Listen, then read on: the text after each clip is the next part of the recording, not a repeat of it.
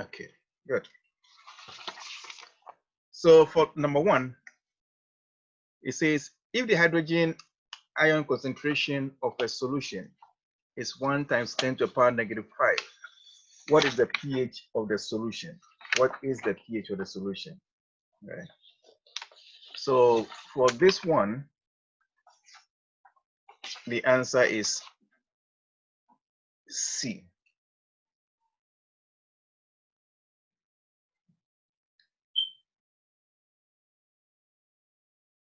Answer is C.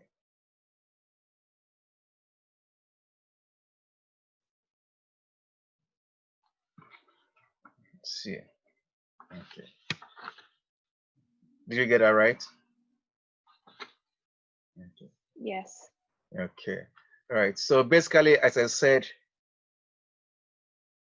quickly look at the exponents and then take the opposite of the exponents, right? Opposite of the exponents. So take negative of -5, the exponent, and then that'll be 5. That's a quick way to do this problem. Okay.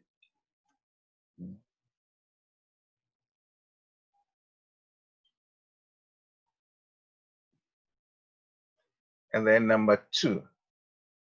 Number 2, the answer is B. B.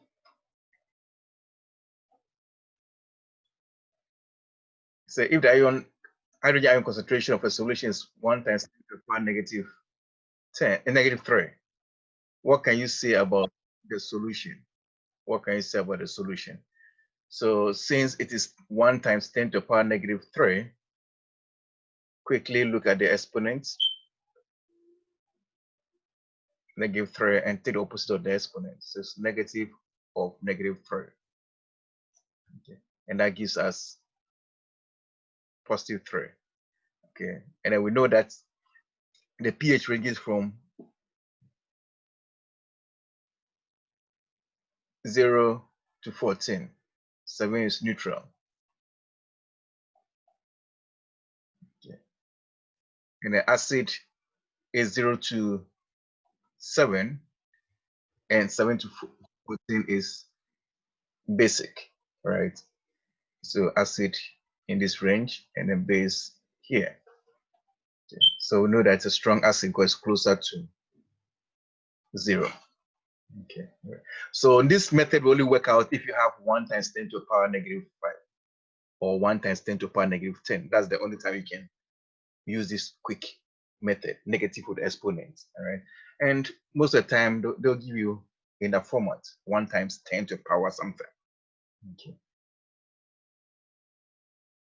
Yeah. But if you don't give in this format, then you have to think about pH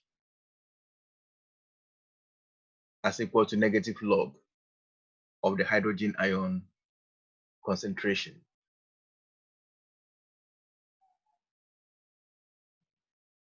Okay. In that case, then you need a calculator to really do that part if this is not 1 here, you know. So that's why most of the time they will give you 1 × something. So you don't have to do too much work.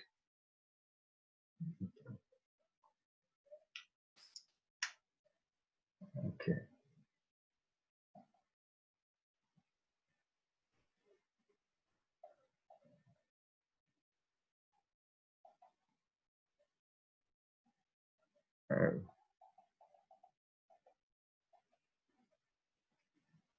For number 3, a student placed a blue ink drop in a jar of water. After some time, the whole water turned blue. Which of the following processes occurred? Which of the following processes occurred? So what answer did you have here? I got A. Okay, a jar of water. All right. Did anybody get any other answer other than A?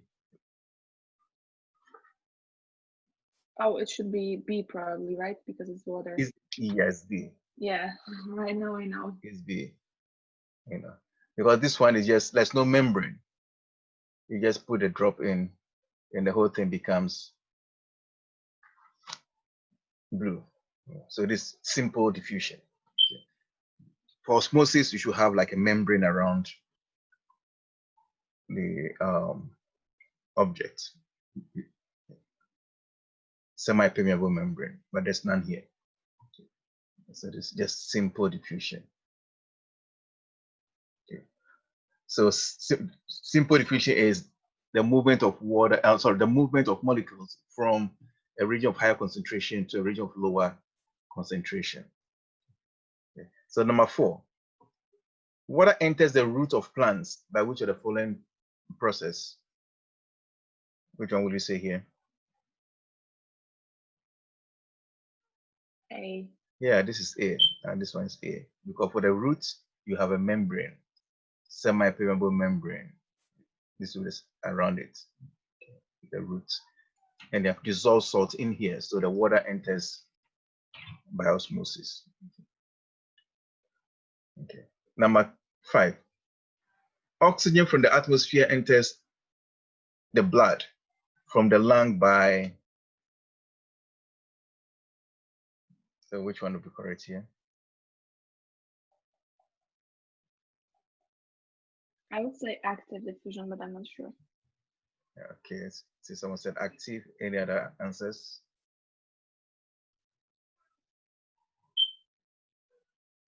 Do we need energy to get the oxygen in?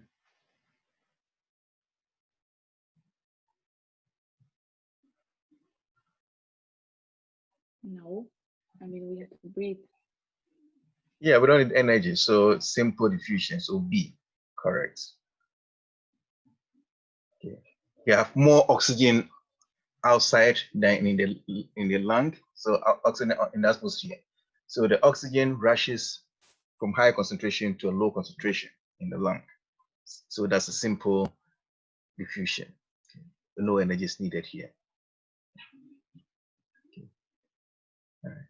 Number 6, during the formation of sodium chloride, sodium loses 1 electron from its outermost shell to chlorine. Which type of bond is formed between these two atoms? So the key word here is sharing. Sorry, transfer.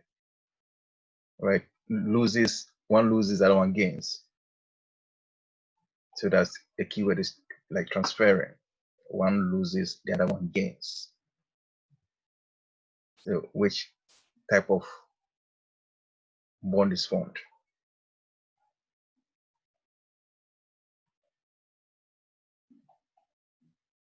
What answers to put down?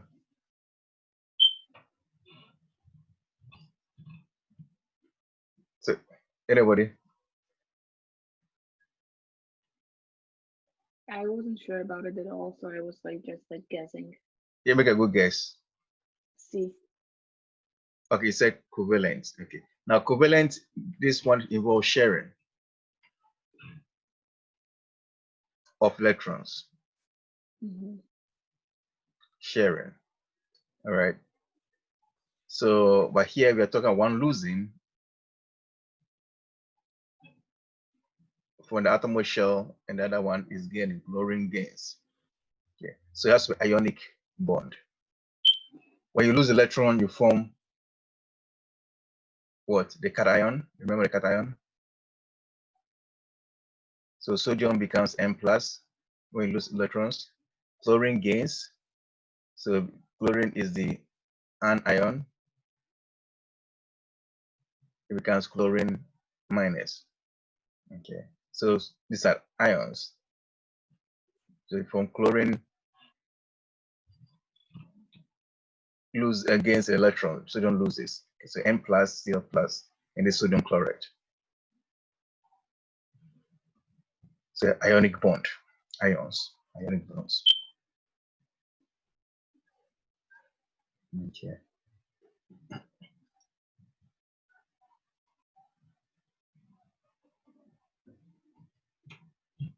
So here the keyword you can remember is transfer.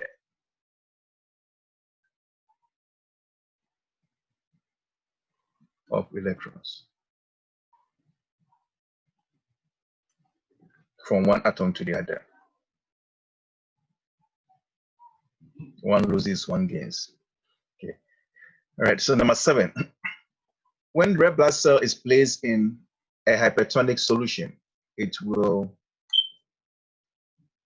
A, increase in size, B, shrink, C, rupture, D, remain the same.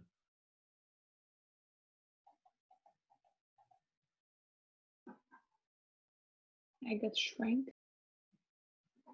Yes, it's going to shrink. So it shrinks. So it's B.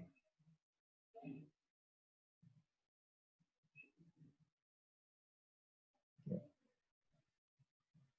So that's like osmosis occurring again here, but so the water is hypertonic. So the water flows from the less concentrated solution. This time, the red blood cell has less concentration. This highly concentrated. So the water moves from low concentration to the high concentration. So it's going to shrink. Got this hypertonic here.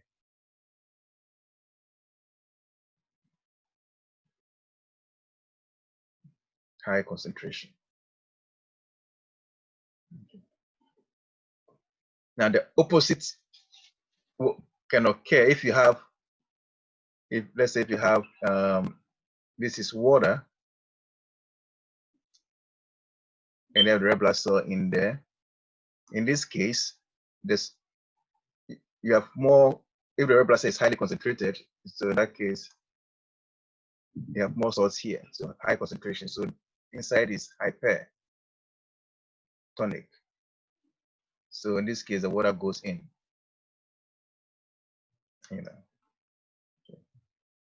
But this is the opposite, like going outside, shrinks.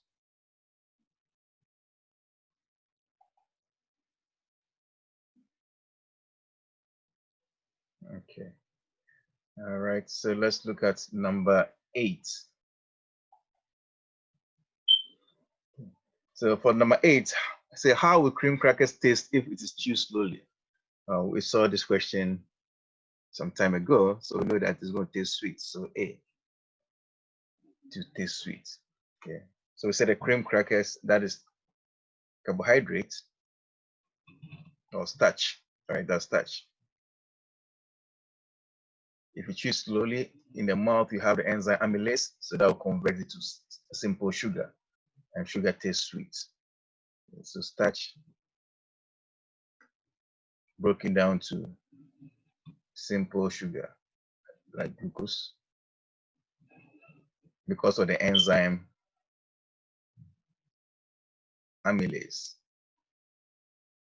in the mouth.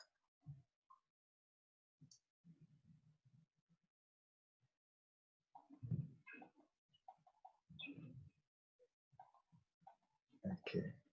All right, number 9. What will be the end product of sucrose digestion? End product of sucrose digestion. Someone should make a good guess. C. C, correct. No, you said C, right? We're talking about, sorry about that. Sucrose, talk about sucrose. So it should be D. C. Oh, really? Yeah, it's D. Oh, glucose. Okay, yeah. D, glucose and fructose. My number 8 question is different than yours. Number 8? Yeah. Mine has how many people believe that some trees drop their leaves in the late fall because the temperature is near freezing? That's my number 8 question. Everybody has the same thing. But is that Madeline? Yeah, it's Madeline. Yes, I have the same. Do you have a different question for number 8? Yeah, I have the Yes, tree I question do. for number 8. Same here. Okay, so maybe because I have 2 versions of this, probably I selected the other version. But the other questions are correct? Yes. Okay. I have another version of this one. I mean, I came in a little bit late, so I got number 6, 7, and 9 the same. So I don't know about 1 through 5. Sorry. The rest stayed the same. I think they should the same. Probably I just change only the number 8 for the other version. Maybe 1 or 2 for another version. Okay. So let me know if there's a different question so that I can. Okay.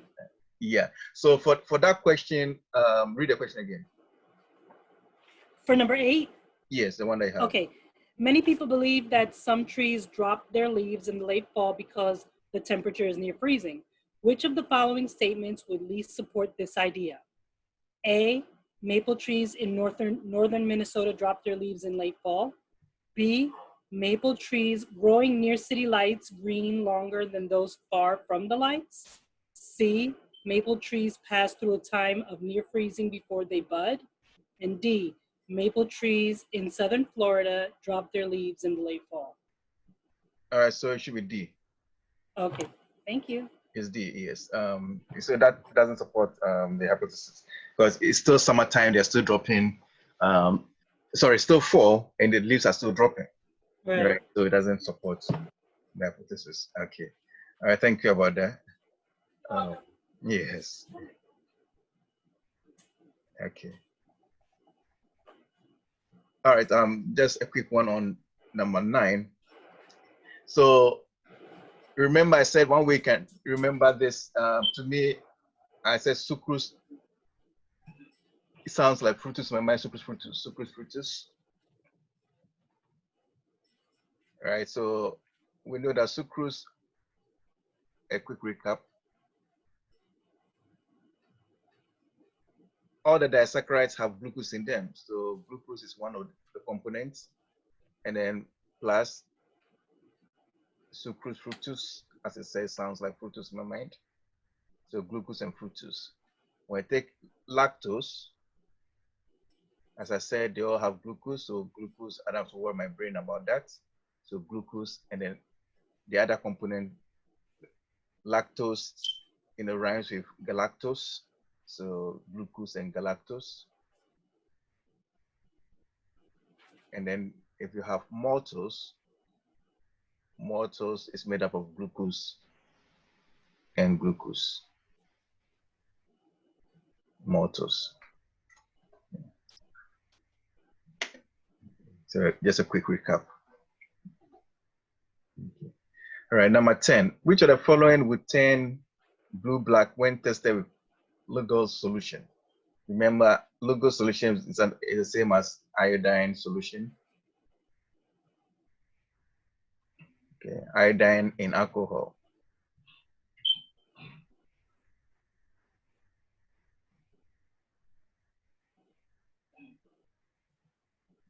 Okay.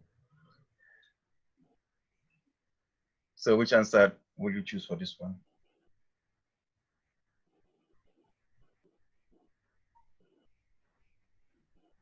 Which substance will turn blue-black when you add Lugol solution?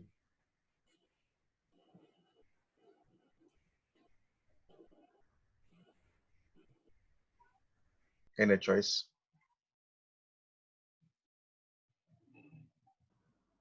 All right, it's starch.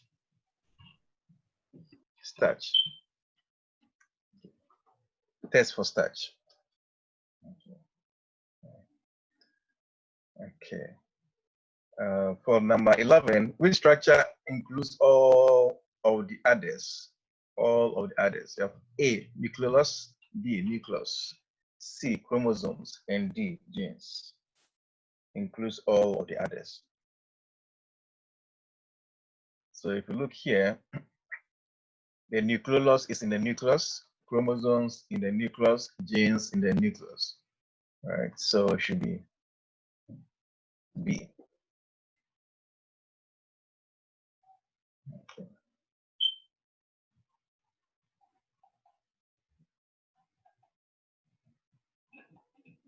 Okay. So for number 12, most cell membranes are composed principally of, talk about cell membranes. Okay, so you can do elimination. DNA, that is in the DNA is in the nucleus. So it cannot be that. Proteins and lipids. You have proteins in the cell membrane. You have lipids in the cell membrane, the phospholipids. If you remember the phospholipids. Yeah, so it's B. Yeah, so it's B. B.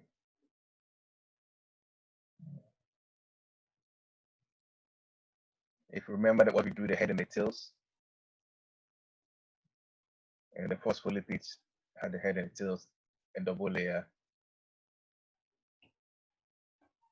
of phospholipids, right? And they have proteins going through the membrane. The protein from the channels through which substance can pass. Okay. The protein and the phospholipids.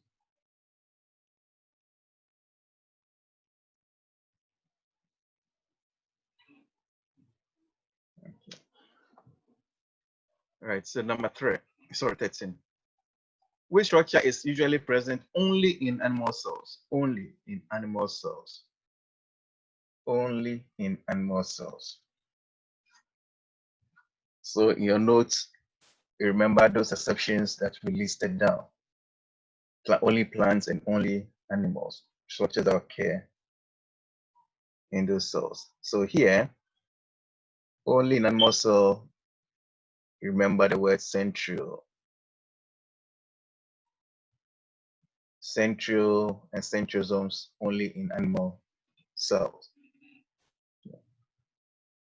If cell wall is only in plants.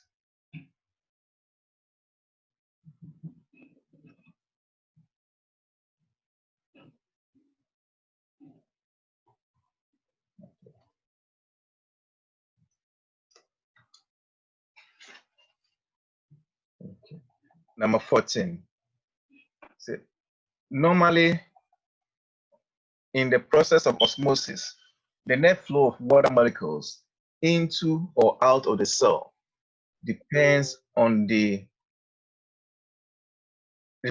difference in the A, concentration of water molecules inside and outside the cell.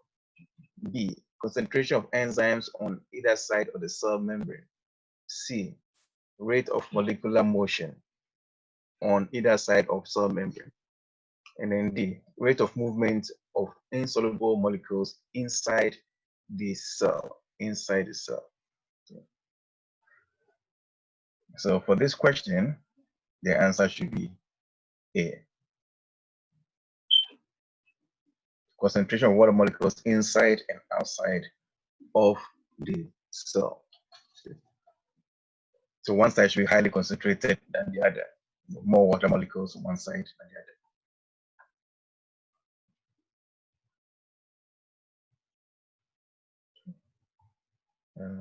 For 15, sodium ions are pumped from a region of lower concentration to a region of higher concentration in the nerve cells of humans.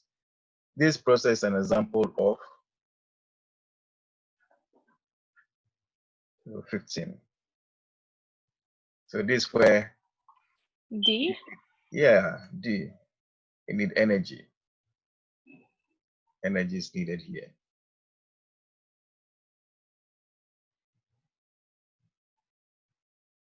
D. Active.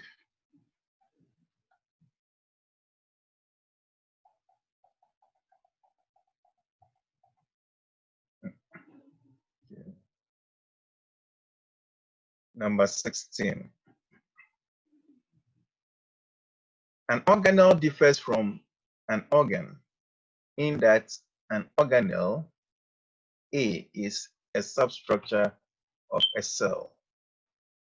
B, contains one specific type of tissue. C, is larger than an organ. D, cannot be stained. So organelle. So organelle means small organ, organelle. So it should be a substructure of the cell. Substructure of the cell.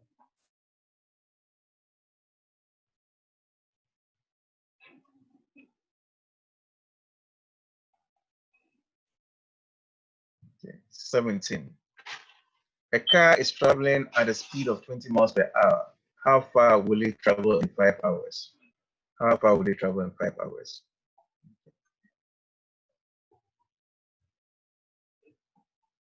So you get the speed and then you give the time. So you have to ask yourself, what's the relationship between speed and time and distance? Okay, so how far? B. B. Right, that's correct. Okay. Because you know that distance is equal to speed times time. That's distance, speed times time. So 5 times 20, correct.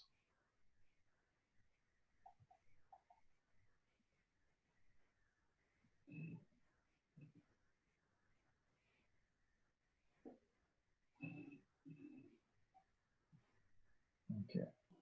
So number 18, a car traveling at the speed of 20 miles per hour. So how far will it travel in 30 minutes? Here you have to be careful. 15 miles per hour. 15 miles. I'm sorry, 15 miles. I said 15 miles. Okay, let's see. Yes, 15 miles. So 15. Okay, let's see if that is right or wrong. It's probably Did everybody wrong. get that? Did everybody get that? Oh, no, I'm sorry. 20 miles in 30 minutes, 30 minutes. 10 miles per hour. So it'd be 10 miles. 10 miles, correct. And I have a different question for number 18. Oh, it's a different question. I have the atomic masses of calcium. Okay, give me 1 second. Sure. I'll come back to that one in 2 minutes. I'm sorry, Okay, 2 minutes. that's fine. All right, thank you. All right, so for this one, we have to be a little careful here because the unit here is minutes, right? And then this one is in hours and hours, right? So make sure you have the same units, hours first, miles per hour. So this should be an hour. So this should be half an hour, right? Half an hour. That's why it's 20 times 30 minutes, which is half hour. So we can say half hour. And then that gives us 10 miles. That's the reason. Okay. So if it's in hours, make sure you have hours. All right, so now you can read the 18, the one that you have for me. Can you read number 18, the one I have? Oh, the one I have? Okay. Yes. The atomic masses of, I think that's calcium, oxygen, and hydrogen. Okay, you can continue. Calcium equals 40. Okay, calcium is 40. Oxygen equals 16. Hydrogen equals 1. What is the molecular weight of calcium and oxygen and hydrogen? So calcium is squared.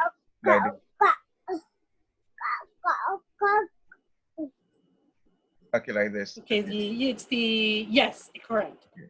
Like that. So you want to find the atomic mass. All right, so we have to add, you have 1 calcium, so 40, that's the calcium, mass of calcium, plus you have 2 of these, 2 oxygen and 2 hydrogen. That's what this means, 2 times oxygen, 2 times hydrogen. So it's 2 times 16, the mass of oxygen, plus 2 times the mass of hydrogen.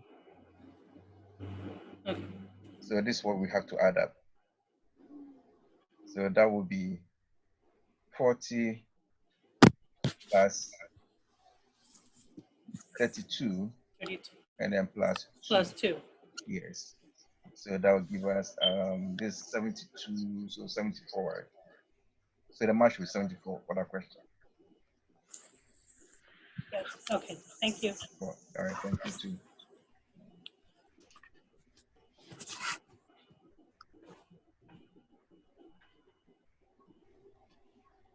Okay. Right. So for number 19, so at least we're getting two different flavors, for two versions. So it's good at least you're having different questions also coming up as well to add on. All right, number 19. What is the distance traveled in 5 seconds by the car whose graph is shown below?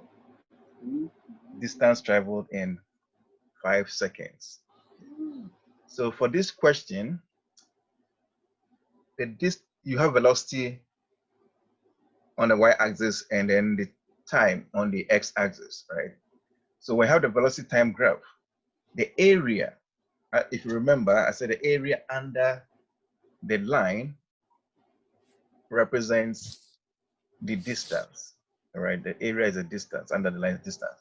So if I want a distance travel up to 5 seconds, let's say 5 seconds will be here. Draw the line, 5 seconds is here. So the area under this, all this, will represent the distance, the area. So if I look at this, the area, this is a triangle, a triangle. So we need to find the area of this triangle. And we know that the area of a triangle, so the area here will be half base times height. Half base times height. That will be the area of this triangle. Okay, because this is a triangle. If it's a square, then it will length times width and so on. So the distance that we have here will be equal to 1/2. The base is 5, right? That's 5. Times the height. The height is here, which is 20, up to 20 here. 20.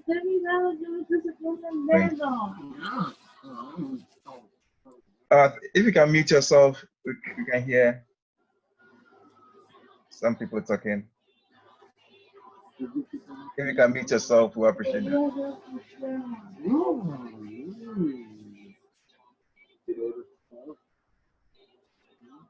Okay. So if you do this, you have 1/2 of 20. I can reduce this. So 2 into itself is 1, 2 here is 10. So we have 5 times 10, and then that would be 50 meters. So that's B. So that would be B. So the area under the given curve or line, if you have the velocity time graph.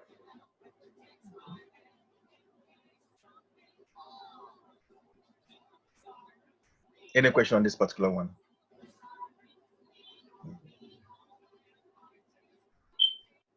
All right.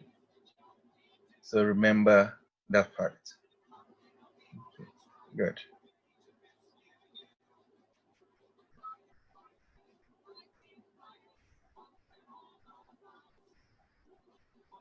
Okay. Number 20, based on the graph. It says, during which time interval is the object decelerating? Decelerating. Remember, deceleration means that it's slowing down, right? So decelerating. So positive slope means accelerating. So this accelerating here.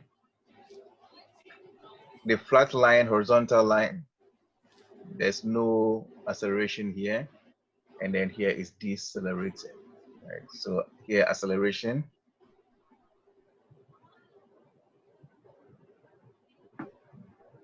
Here no acceleration. And here is deceleration.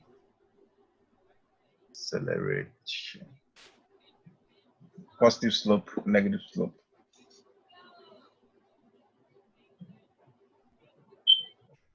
So the answer will be between 10 and 12. So it's D.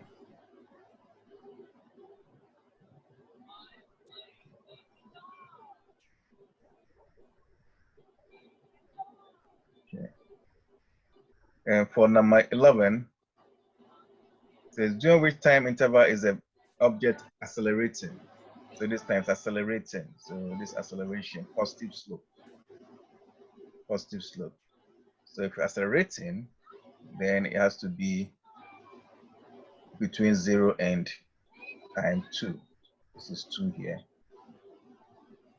Okay, I also have a different question for that. Number Different 21. question for that. Okay. All right. Read your question. Are you ready? Yes, read that one for me. Okay. Given the unbalanced equation KCIO3, and then KCI plus oxygen. KCO3. KCIO3 Okay. plus KCI. Was that KCI. KC1? It is chlorine. Okay. And then O2. Oh, plus O2. Plus O2. Okay, that's a long one. Okay, let me write this out well. Let me write that here. So KClO3 plus KCl. Plus O2. Oh, there's an arrow, right? Yes, there's an arrow. I'm sorry. Okay. First one is an arrow. Okay, there's an arrow. Right, and then a space. Okay, that's KCl and then O2, correct? Like this. Right. Okay. So we have to, I want you to balance this question. So it's a balance. Okay. So to balance this, we're going to look at the chlorine and potassium. I have 1 here. So this is 1. So that one looks. Okay, so this KCl, this, okay. All right. But we have oxygen here. You have 2 here. You have 3 here. So we need to make sure we have numbers on both sides, right? So to have the same numbers on both sides, a common multiple. It means I have to multiply this by 3, right? This by 3, oxygen by 3. So I get 6 here, and I multiply this also by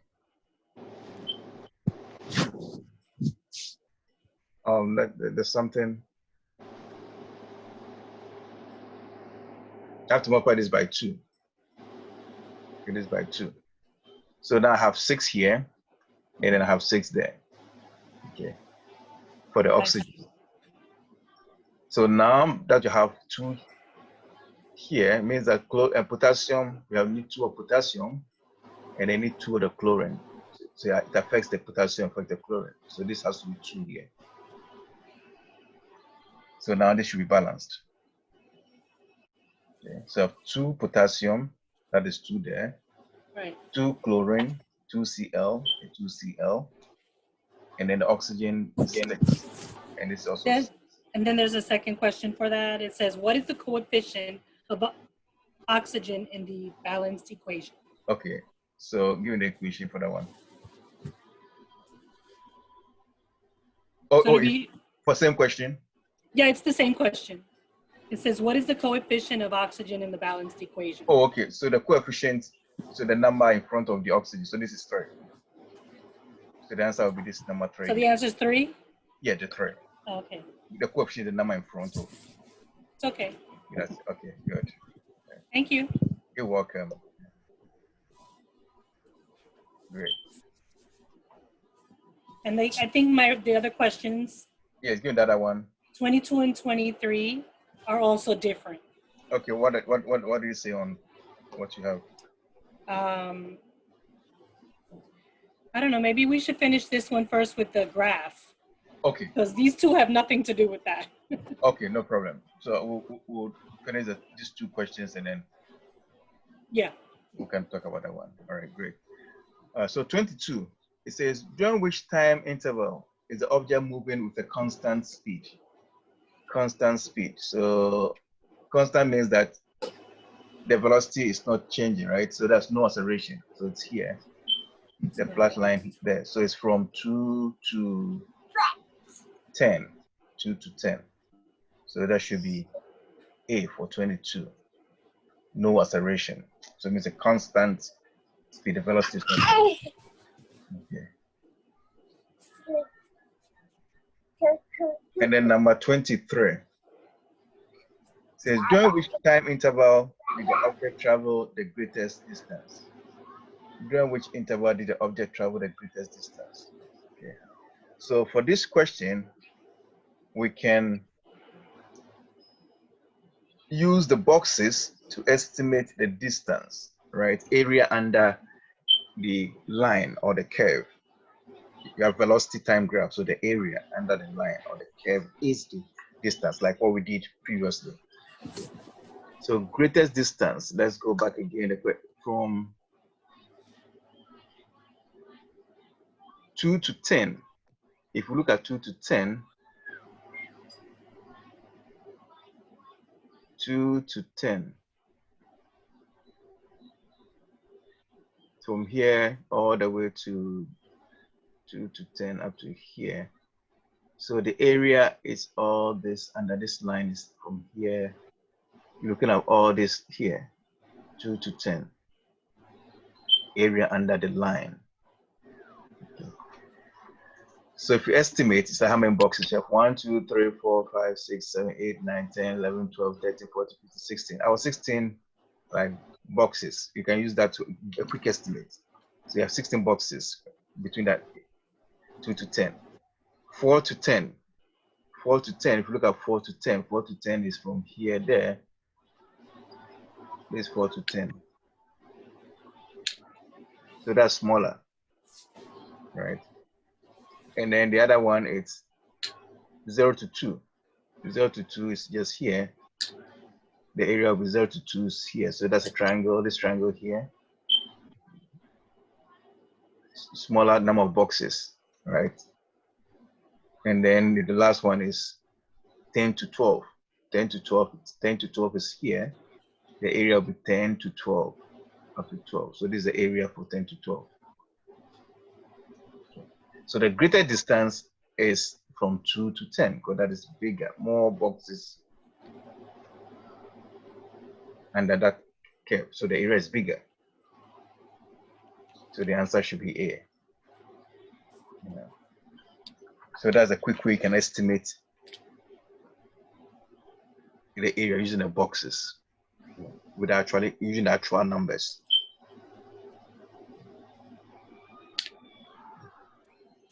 Okay. Okay. All right. So before we go to number 24, let's go back to the questions that you have. Okay. A student is observing a cell under a compound microscope. Which of these instruments would best remove the cell's nucleus? Okay. A, an ultracentrifuge. B, tissue forceps. C, micrometer. Or D, microdissection apparatus. Okay. So you are removing a small, like one of the organelles. Okay. So which one do you think will be the answer here? Microdissection apparatus. Yes, microdissection apparatus. Microdissection apparatus. And can I have one more? Yes. In most living things, all of the following groups of chemicals can be found except A, lipids, B, synthetic polymers, C, nucleic acid, D, carbohydrates. I would say B, synthetic polymers. Synthetic polymer, correct. Correct. Good.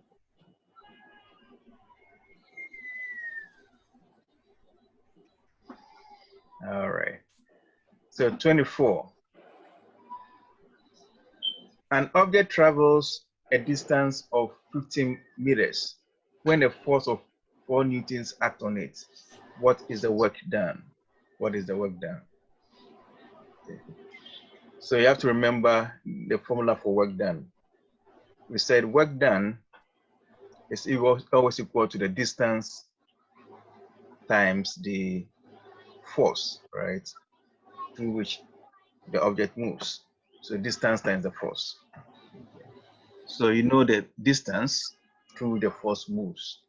So 15 meters times 4. So this should be equal to 60 joules. 60 joules. Right, 60. So it should be C. C. Okay.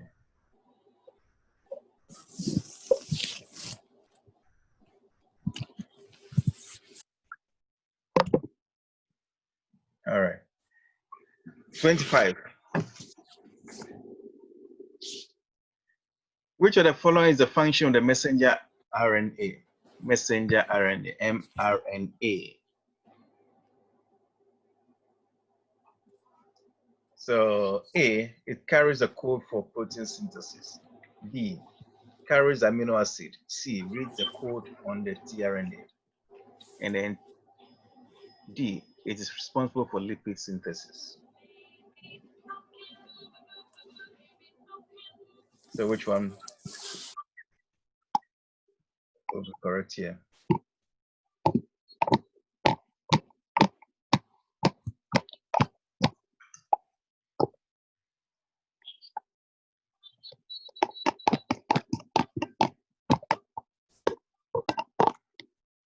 All right, so here,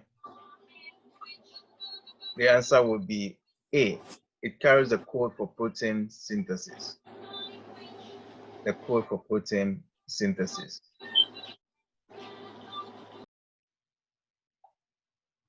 The code for protein synthesis.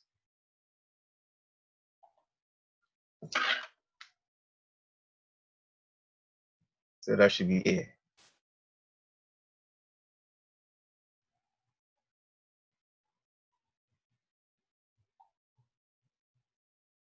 And then 26. Which of the following is a neutralization reaction? Neutralization reaction. Okay. Remember, neutralization reaction says acid plus a base, giving you salt and water. That's neutralization. Acid plus base means salt and water. Okay. So the acid, if you look here, the answer should be B.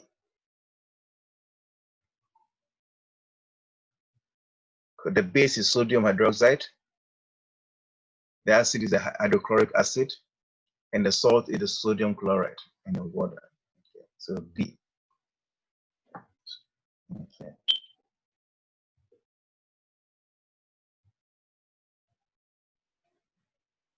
Okay. And then 27. Which of the following would turn red litmus paper blue? So you have red litmus paper, you put it in the substance, it becomes blue. Okay. What does this mean? This means that you are dealing with something which is a base. You're dealing with a base, right, or alkaline. So base, you put red litmus paper in, becomes blue.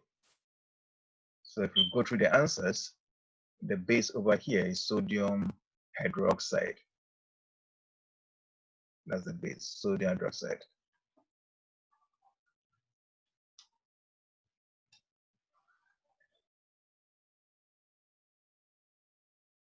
So next time it could be the opposite. If that thing turns blue litmus red, then that would be an acid.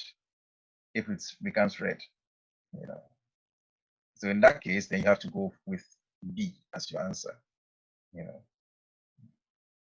At this time, it's a base, so C.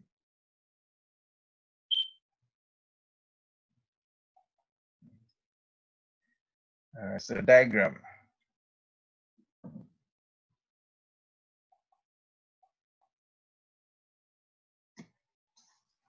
So this is a diagram that shows the reflex arc. Reflex arc. Yeah. So that should be C, the reflex arc. So you have the A is the one is the efferent nerve or the sensory nerve.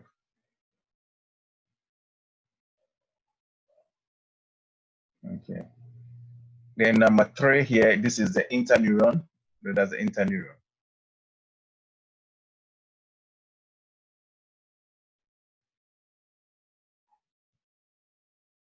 Okay. And then number 2, this is the efferent. Efferent or the motor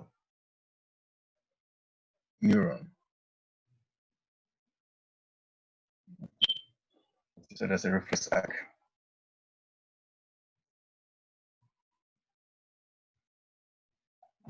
So the part labeled 1 is, so 1 is the sensory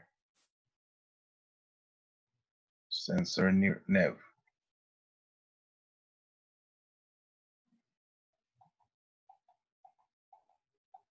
And says the part labeled 2. So the part labeled 2 is what we have as efferent or the motor nerve. Motor nerve or neuron. And then the part labeled 3 is the interneuron, as we just shown. Interneuron.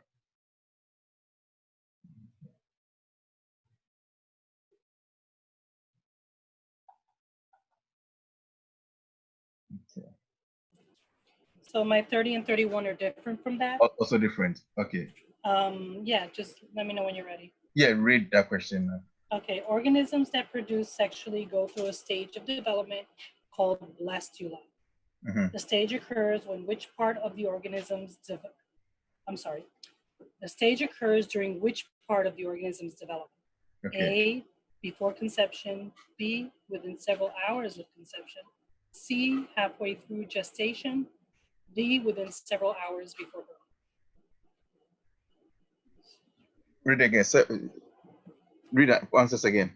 Oh, okay, want me to read the question again? Yeah. Organisms that produce sexually go through a stage of development called blastula. Mm-hmm. The stage occurs during which part of the organism's development? A, before conception, B, within several hours of conception, C, halfway through gestation, D, within several hours before birth. It's B. B? Yes. Okay. Yeah, a few hours just after fertilization. Ah, okay. Yeah. So then I have number 31. 31. The moon has about 1/7 the mass of Earth. Okay, let me write that. 1/7. So the moon. 1/7 1/7. the mass of Earth. Okay. And then approximately how much will this person weigh on the moon? 7 pounds. I'm sorry, A, 7 pounds, B, 14 pounds, C, 86 pounds, D, 700 pounds. Okay. What was the weight of the person? It doesn't say. Oh, okay. So I think I left something out there. So I left something out but the mass of the person should be given. Oh, okay. Yeah, it doesn't give me the mass of the person. Okay, so it's a typo in that question. Okay, so let's make up something there. Okay, so let's assume that the person's mass on the earth is, let's say, 70 kilograms, right? Let's say this is the mass on the earth.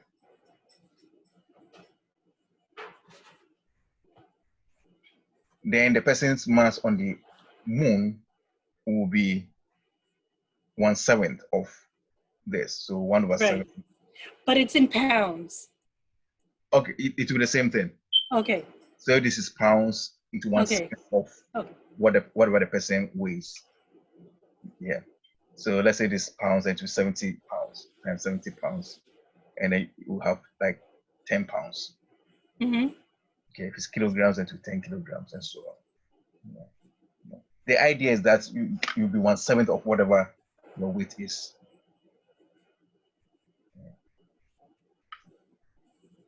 Okay, thank you. Right. Any other one? Just that question, right? Yeah, just that question. Okay. All right. Okay. Is this one the same thing you have? Yes. Okay. All right. Great.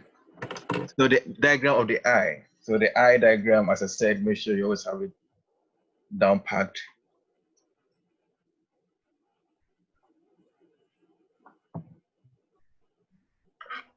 All right. So it said, in which structure will you find the rods and cones? The rods and cones. So where will you find the rods and cones? 1, 2, 3, 4.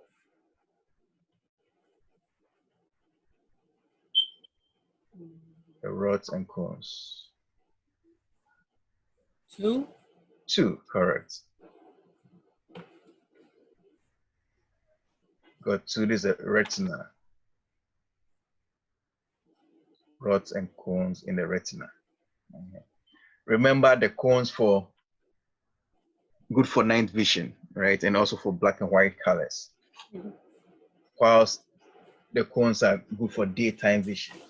And they also help you to distinguish between colors. You know.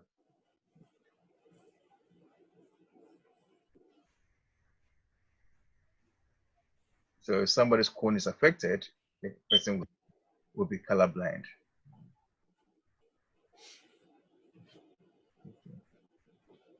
Okay, 33. Which structure is responsible for accommodation or focusing of the image on the retina? So we're talking about focusing or accommodation. Okay. So that's where we go to Number 1. 1, yes, the lens. 1, correct. So that's the lens.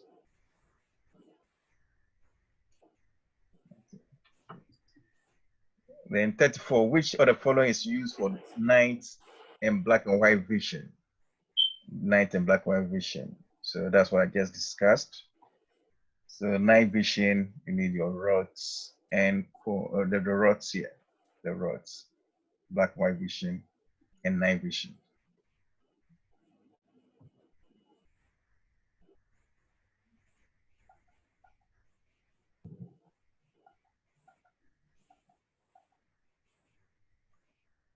Okay. So 35. A person who is short-sighted is said to be, so these are some terms for eye problems.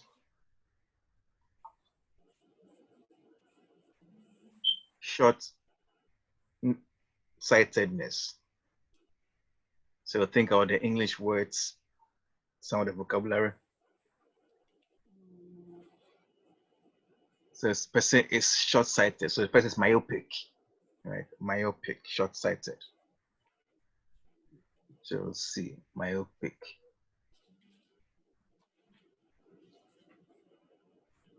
Yeah, myopia. If it's long-sighted, the person is hypermetropic.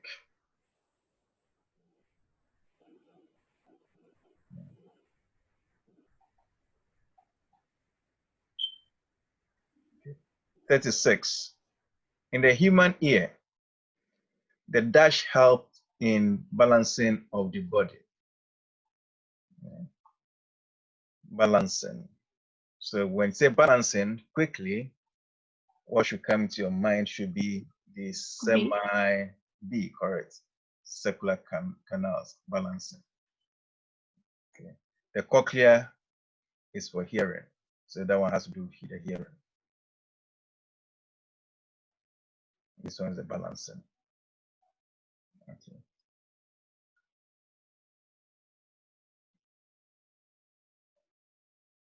37. The cochlea is an organ that functions in which of the following process? So as we just labeled in 36, D for hearing, cochlea for hearing. So those are two key things, especially for the ear. Semicircular canals and the cochlea. They like those questions. See cochlea here and semicircular canal balancing. Okay, so 38. Which structure functions as the cardiorespiratory center? Cardiorespiratory center. C. So the C, correct. Famous medulla oblongata, cardiorespiratory center. So if somebody fractures the cervical bone, the neck bone first, the second one, it can compress on the medulla oblongata, and then the person will stop breathing, or the heart can stop.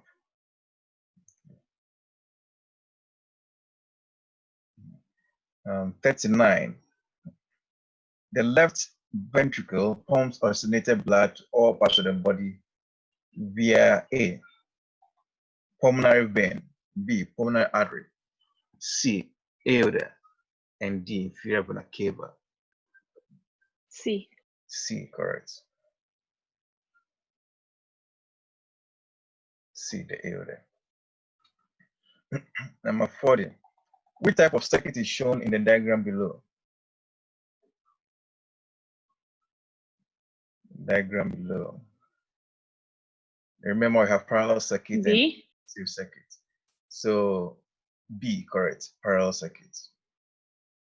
So parallel circuit has alternate path. If I block, so this is flowing from positive all the way to, it goes from like that. So if I block this part here, the current can still flow through this part here, or it can go through here and then come back. If I block here, you still have flow. You can bypass the block. Okay, so you have parallel circuits, you have alternate path. If it's series, only one path. So series will look like this, only one path.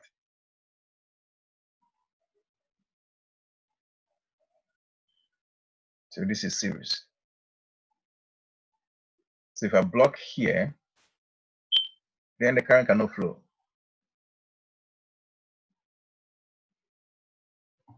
So that'll be a series circuit. Okay. So here, parallel.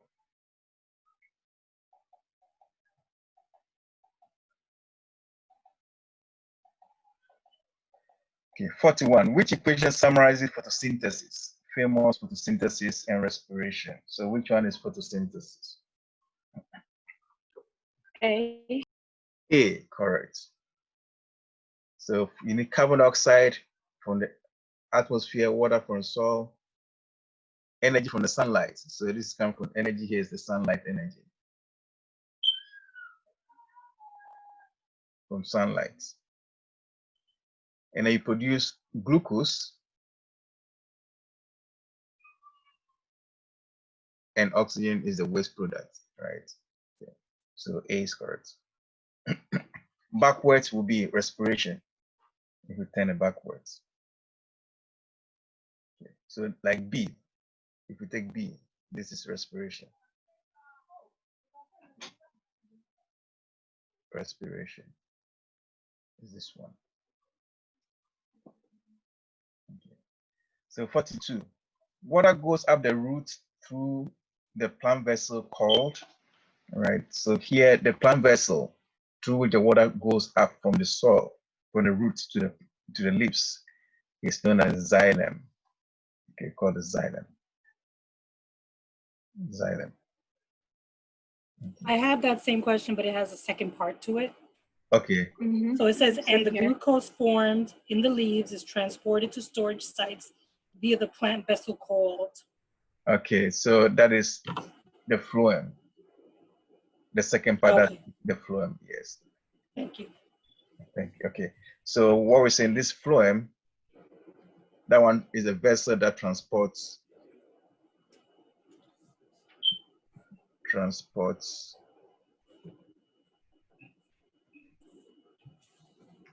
the food, so the glucose, transports glucose from the leaves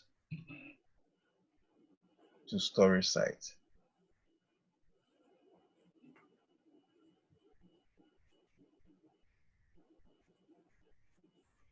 So that'll be the phloem.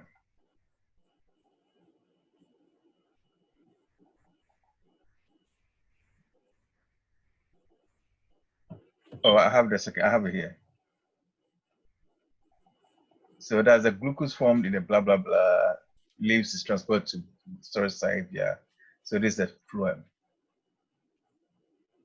So this part here.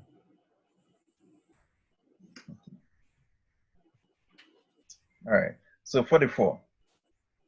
The villi in the small intestine are present to A, decrease the surface area for absorption of digested food. Increase the surface area for absorption of digested food. C, release digestive enzymes. And D, release digestive juices. So the villi in the small intestine.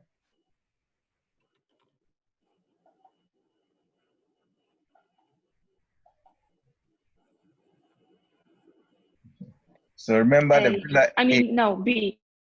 B. Okay, yes. B. The aim is to increase the surface area for digestion. Increase the surface area for absorption, of digestive food absorption.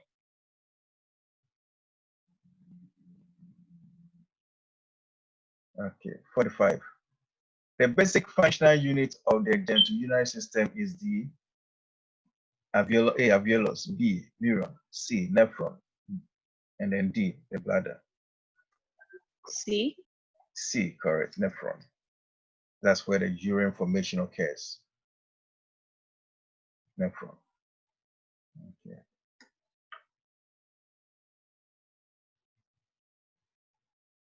Forty-six. So if a 40-kilogram child lifts a chair from the floor onto a table whose top is 1 meter above the floor, and a 70-kilogram adult lifts the same chair onto the same table, say who does more work? C. C. Yeah, they do the same work, correct. Because work is distance times force. So they lifting the same object through the same distance. So same work done. Except that the child will use more energy. Okay, so 47. Which of the following will result in the formation of a homogeneous solution? So the keyword is homogeneous solution. It means there's only one phase. You can see there's no boundary. You don't see the boundary in the solution. So homogeneous. So which one will you choose? I would say A, but I'm not sure. Okay. Think about the word homogeneous. I would say D, salt and water. Yes, salt and water. Salt and water. When you dissolve salt in water, there's no boundary. You see just the one phase. So you just see the liquid phase. There's no boundary. So this homogeneous, no boundary.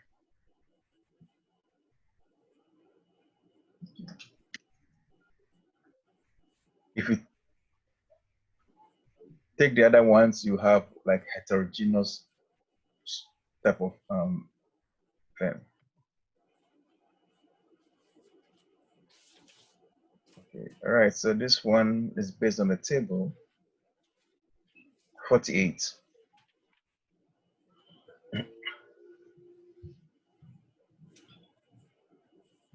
Says, so based on this table, so what is the volume of sodium hydroxide added at the equivalence or neutralization points?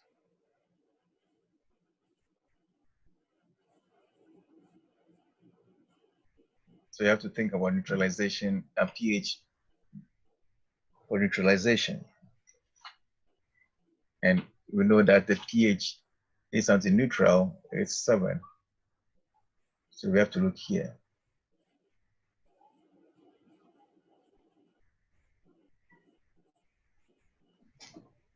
Neutral.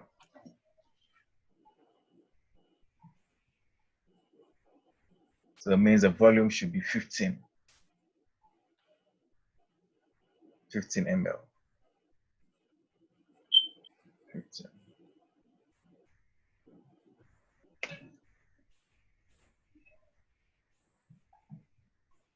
Then 49 says, what is the pH of the acid at the beginning of the titration? At the beginning of the titration. So when you began, no sodium hydroxide has been added. So you just have the acid. So at the beginning, this is where we have to look at. So the pH of the acid is 1. pH of 1.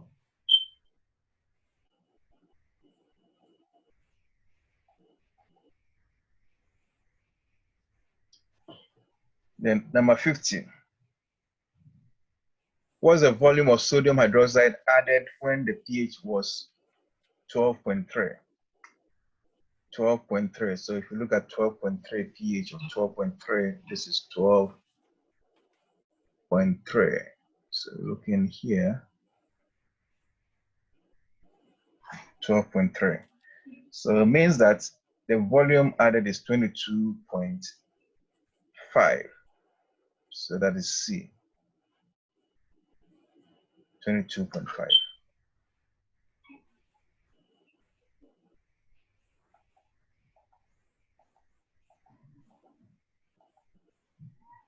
Okay. Okay, it's 51. So that's a radioactive problem. If 200 grams of radioactive substance disintegrates to 50 grams after 8 days, what is the half-life of the substance? The half-life of the substance. Okay. So we can approach this using the arithmetic method I showed you. So I have 200 grams. So let's start with 200 grams. 200 grams. We said that for every half-life, half of the substance will break down. So first half-life, half of this will break down. So we should have 100 grams. First half-life. Another half-life, half of this will break down. So if you have 50 grams left, and so on, half, half, half. So based on the question, it says that it takes 8 days. So from here all the way to 50 grams, 200 to 50, it took 8 days. Okay. How many half-lives do I have here? I have 1, 2. 2 half-lives, 1 here, and then 2. So I have to break down the 8 into 2 parts. So if I divide 8 by 2, so the half-life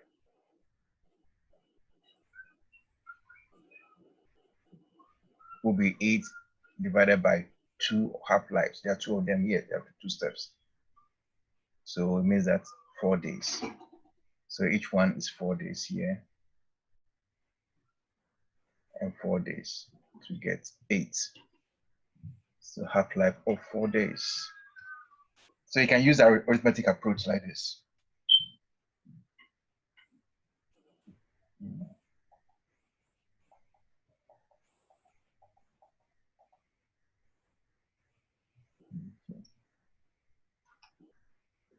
All right.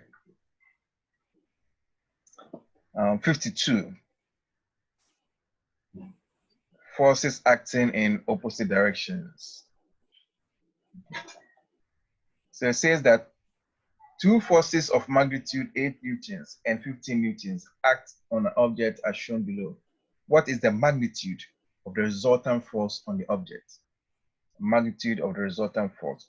Remember, the resultant force is the same as the net force, or the effective force.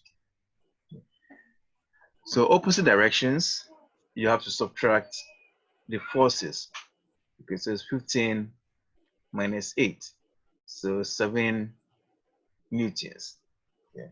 So it means that you're going to act, it's going to pull with 7 newtons in this direction towards towards the east.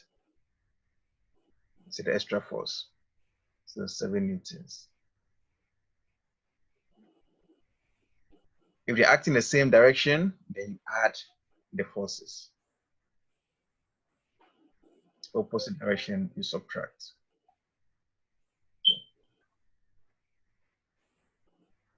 53 says the energy of a person who is moving from one point to another is called, so this time it's energy due to motion. Something is moving, so energy to motion. So the energy is known as kinetic energy. The person has kinetic energy. Energy due to motion. Energy due to position, then you're talking about potential energy. Energy due to position. Okay, all right.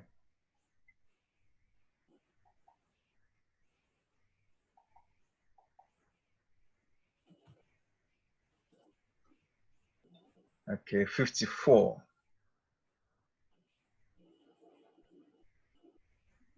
So that's a genetic problem. So when a short bean plant is pollinated with pollen from a tall plant, half, that's 50% of the seeds produced turn out to be short plants. What conclusion can we make from the observation? So, and then A, short plant was heterozygote dominant. The tall plant was homozygous dominant. The tall plant was heterozygote. We cannot tell the genotype.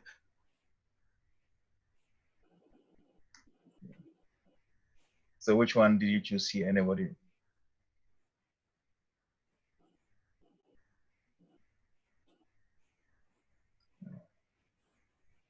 So you have to do the various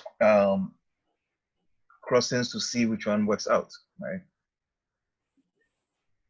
So for us to get half turn out to be short, let's see what we have here. So short plant, bean plant. So this is the short bean plant. The genotype will be lowercase t, because we know short is recessive. And then the tall plant here,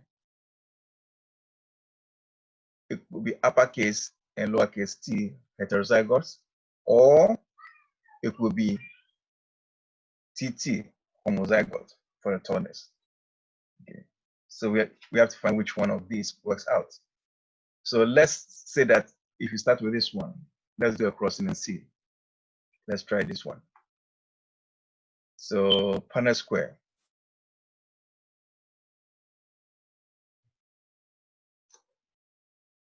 T, T, and uppercase and T. This will be uppercase, lowercase, uppercase, lowercase. This will be T, T, and T, T. So if I look at the phenotype, this tree is tall, this is tall. This will be short, and this will be short. So we have 50%, that's 2 out of 4. Tall, 2 out of 4 short. Okay, in other words, 50% tall and 50% short. So that gives us the answer. Yeah, it means that the other plant, the tall plant, has to be heterozygous, heterozygous. So that should be C, heterozygous. Any question on that one?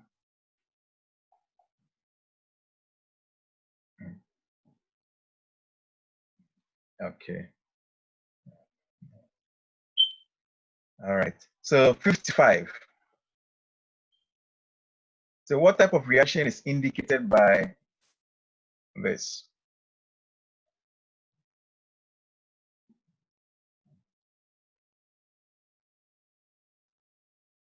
Now I have these two atoms, hydrogen atoms, adding up to produce a bigger one, right? So since these two are combining, this is a nuclear fusion. You're fusing the two. So it's a nuclear fusion. Nuclear fission, that is splitting up, splits of nuclei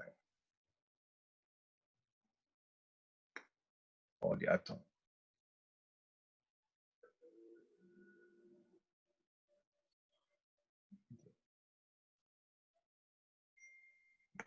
'56. So which of the following is an endocrine gland? Endocrine gland. So you have sweat gland, sebaceous gland, and tear gland. D. D, pineal gland, correct. D. It's a D, it's D. Right, the pineal Yes. gland, that's endocrine, yeah, endocrine gland.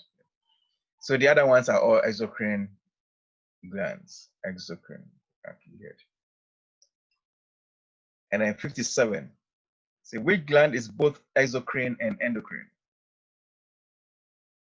Has both endocrine and exocrine structures or functions. So that's the D. pancreas, right? Yeah. Famous pancreas.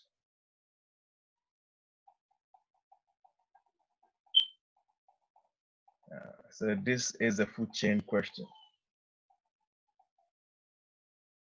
So use the food chain below to answer 58 to 59. So you have grass providing food for rabbits, rabbits for snakes, snake for hawk. Then 58 says, what will be the impact on the rabbit population when all the grass in the area are removed? So if we take out the grass, what's going to happen? The rabbit population will go down, correct? Because there'll be no food for the rabbits. Okay. And then 59, an important member of the ecosystem which is not indicated on the food chain. It's an important member not usually shown. Remember the decomposers, very important members, but they're not shown. And then 60. Which of the following will occur during inspiration? Inspiration, so taking in air. The diaphragm moves down. The volume of the thoracic cavity increases. The intrathoracic pressure goes down and air rushes in. B, the diaphragm moves down. The volume of the thoracic cavity decreases. The intrathoracic pressure goes down and air rushes in. C, the diaphragm moves down. The volume of the thoracic cavity increases. The intrathoracic pressure goes up and air rushes in. And D, the diaphragm goes up. The volume of the thoracic cavity increases and the intrathoracic pressure goes down and air rushes in. So which one did you choose?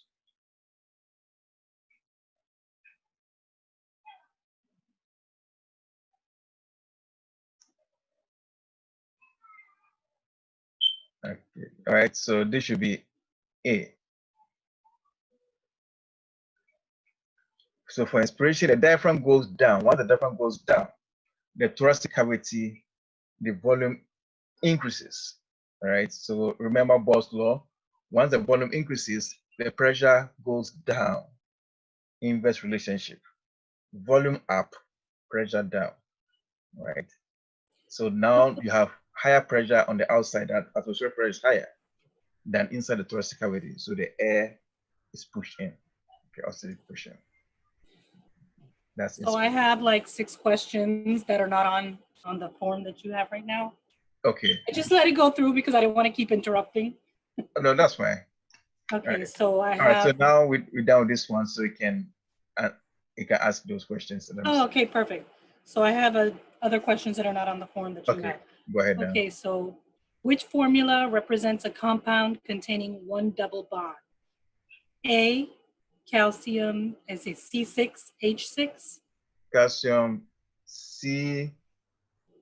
Ca6H6? like 6 here, like this. Both of them have 6. Oh, Yes. okay. Okay. The next one is C3H6. H6, yes. Then the next one's C2H2. H2, And then the next one is C2H4. C2H4. Okay. And then the question says what again? Which formula represents a compound containing one double bond? One double bond. Okay. So which one has one double bond? Okay. So which one did you choose? I didn't choose any. Oh, okay.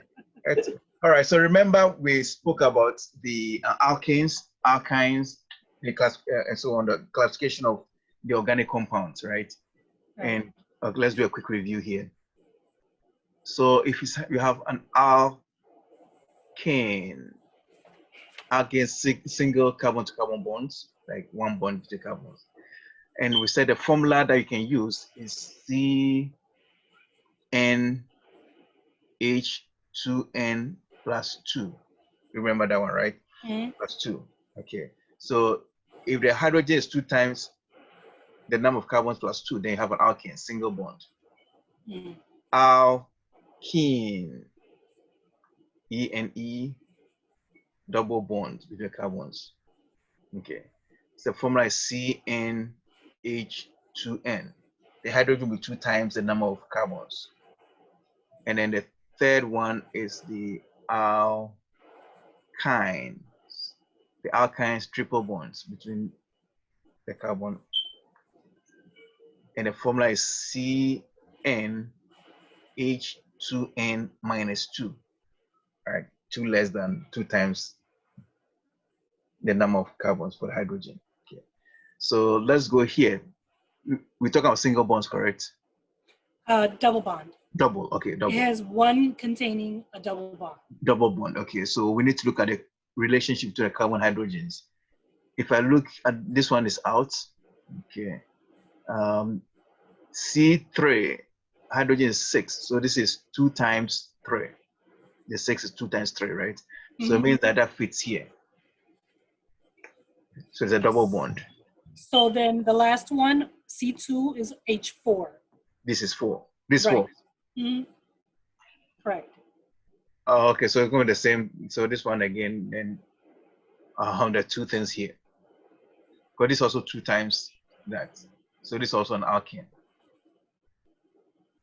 So these are alkanes. So the question didn't come out too good here. Right. It says which formula represents a compound containing one double bond. So those are the answers. So I'm not sure which one it was. That's why I didn't pick anything. Yeah. So the two, this is a double bond, and this was a double bond. So I mean there are 2 different, possible things here. 2 possibilities. So if there's 2 possibilities in a question, if I pick one, it'll be for correct? for the double bond, but it's not going to happen on the test like that. It's one answer. Oh, okay. Yeah, I have to fix and change one of them. So in this scenario, either one would have been correct. Yes, in this scenario. Okay. In this scenario, Right. yes. Yeah. So then I have another question. Another typo on my part. I have to change. I have to make one of them maybe 5 or something. And I have which of the following nuclear processes is illustrated by the following equation? Okay. So it'll be 1, and then the H. So like 2 ones on the left and then a big H. Is it like the one we did here? We did one of them here. Yeah, it's kind of like that one. What is it? What number?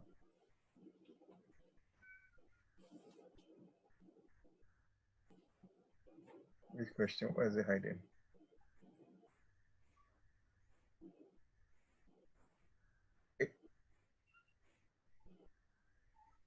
Okay, right here, 55. Is it the same thing? Yeah, it's kind of like, yeah, it's the same. It has the same same information. Okay.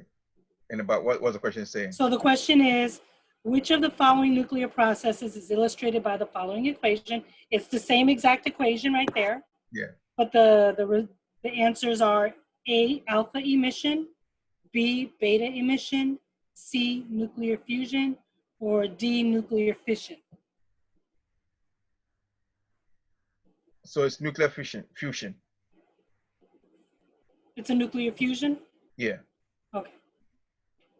You're joining two atoms.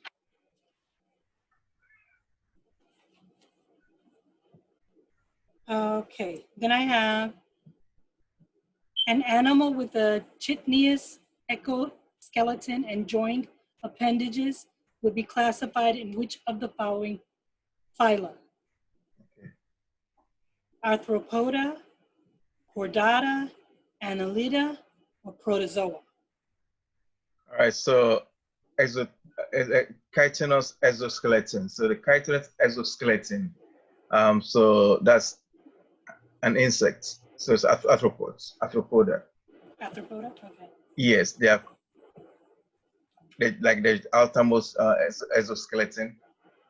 Chitinous, like chitin. Think of like roaches that they're hard, a little bit brittle, like substance on the outside. Uh-huh. Yeah, so the insects. It's arthropods. Okay. So I have another one. And then the arthropods, the other keyword, the jointed appendages, right? Oh. Jointed appendages, arthropoda. So now I have another question. A food substance is placed in blue Benedict solution and heated. The color of the solution changes to brick red. Mm-hmm. The color change indicates the presence of A, fatty acids, B, glucose, Mm-hmm. C, protein, D, vitamin C. Okay. So which one did you choose? Uh, Brick red coloration. Test for something. Hold on a second. The color solution changes to brick red. Maybe vitamin C? One of the food substances. Not sure, honestly. Okay. Test for for reducing sugar, like glucose.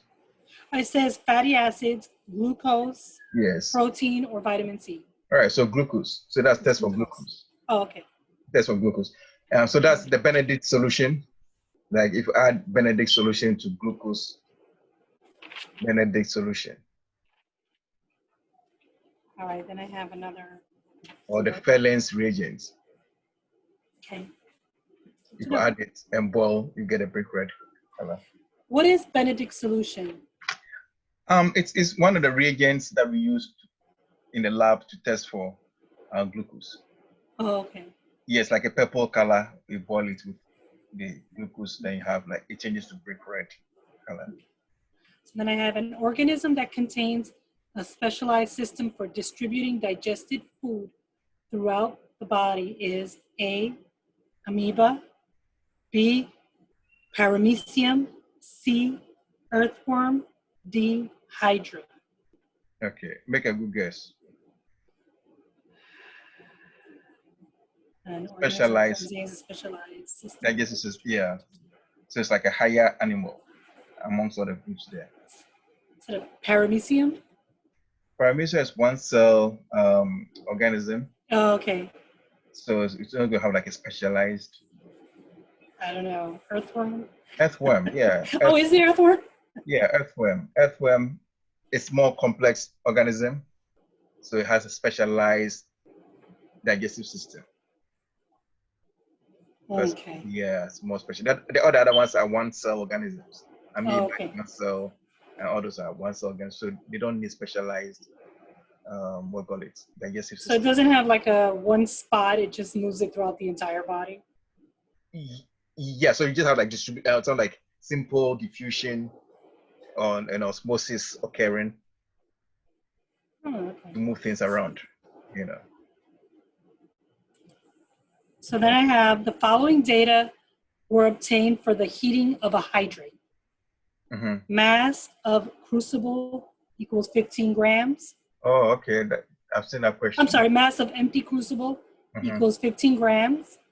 Okay, as you read, that's a good question that I was going to bring up in the book. Okay, yeah, let me know when you're ready to write. So, okay, so mass of, I'm going to put a diagram. Mass of empty crucible equals 15 grams. So empty crucible, 15 grams. That's And then the mass of crucible plus hydrate equals 22 crucible, grams.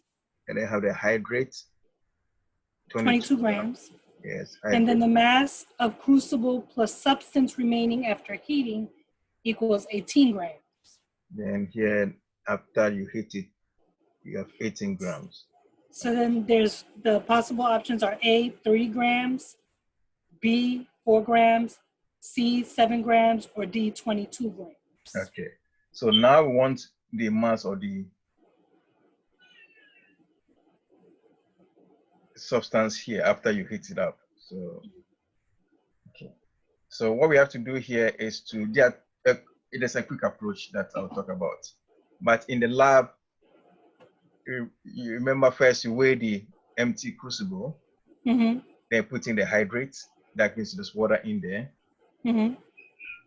So you can find the mass of the hydrate. So the mass of the hydrate here will be 22 minus the empty crucible, 15.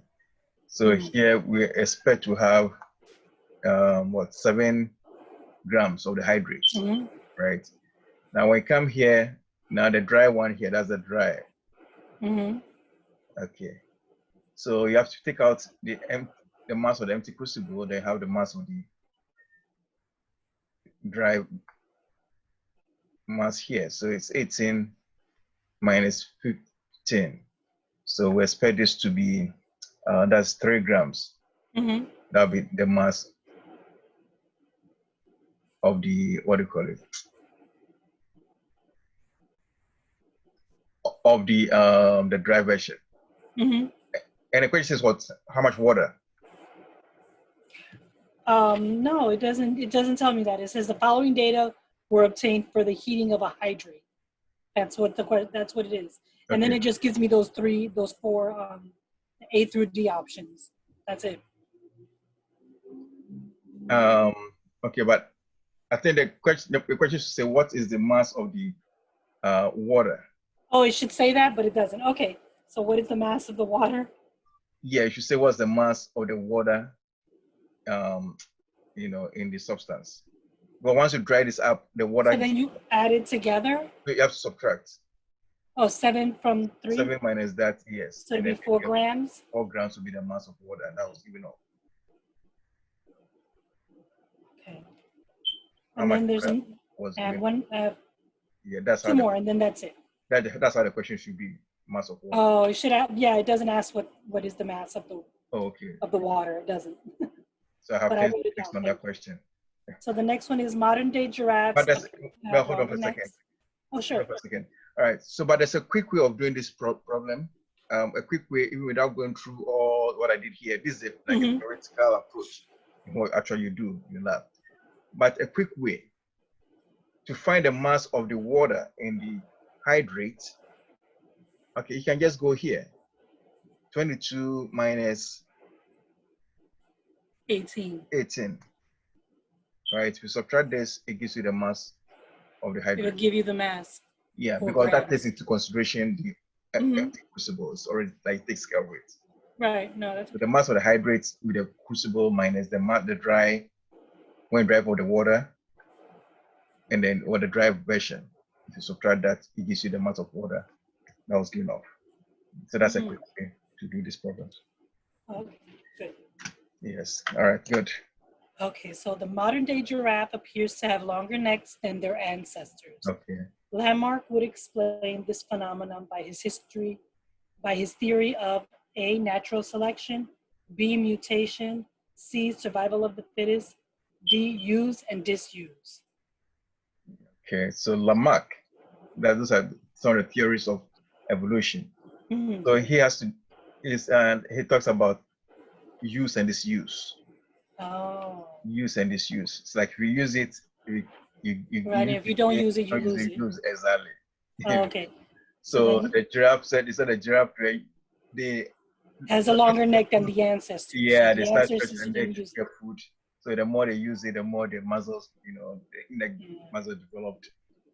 Okay, then I And have I'm one not, last one, and I promise for this, that's it. So I no, that's have fine. Yeah, that's a, a good version too. You know, a I didn't remember branch of I an had that version. a branch of an orange tree is grafted onto a grape tree. Which of these fruits will be produced by the grafted branch?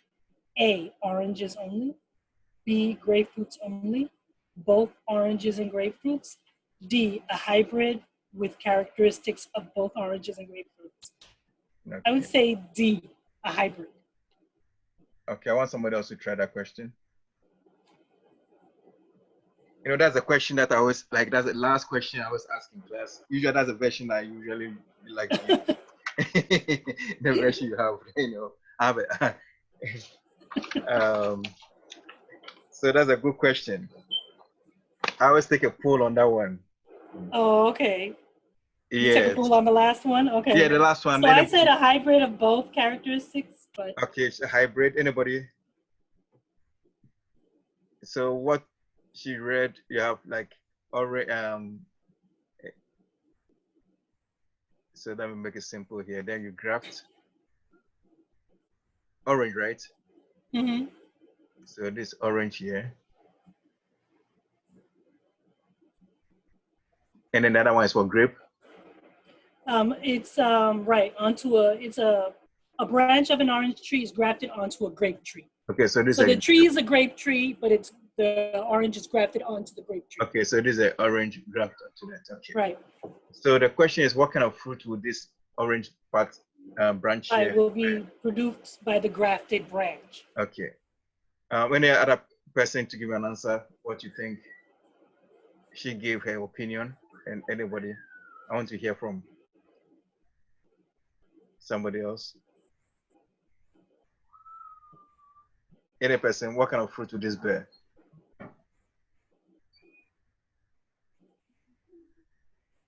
Make a guess. I like to have fun with this one.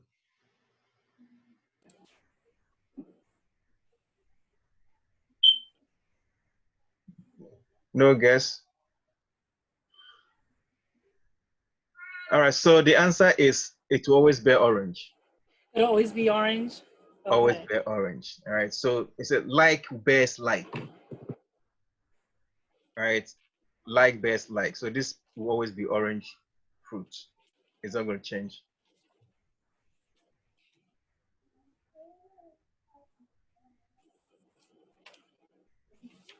And then the grape will always bear the grape. Will bear grapefruit. So like bears like. You bear your kind. You give reproduce your kind. The only thing that this is getting nutrients. It's only nutrients that is getting from Oh, okay. just nutrients. That's all. But same fruit, the same grape, orange. Okay, that's good. So I like that version that I gave out to you. All right, great. All right, so at least this are some of the science questions. We have two different versions, which is good here and there, looking at different options. All right, so these are the answers for everything for this particular one. So if you're not present at the beginning, we can take a quick look at this. Okay.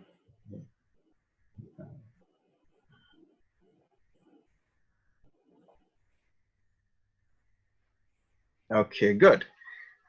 So any other questions before we move the math part? The math. I'll give the answers for the math and then we can discuss the math one. Okay. So a quick advice Now I like to give on the science part. If you get a chance, please make sure you go through the book and then do all the math tests in the book. If you do the math tests, I believe you should be fine. You have a comprehensive test. Go through all of them. The comprehensive test combines all the other tests together. And that would be a good review for you.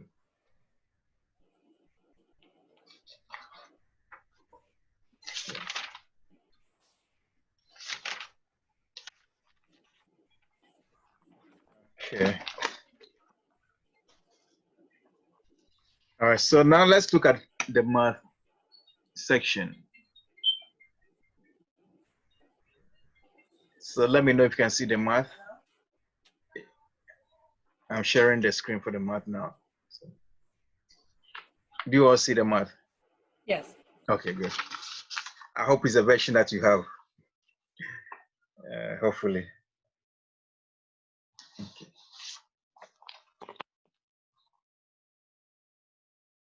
All right, so for the math, I'm going to circle the answers and then you can tell me if you had the wrong, then we'll pause to discuss. I think that'll be easier to do than now. So for number one, if you're all there, I'll circle the answer. Number one is C.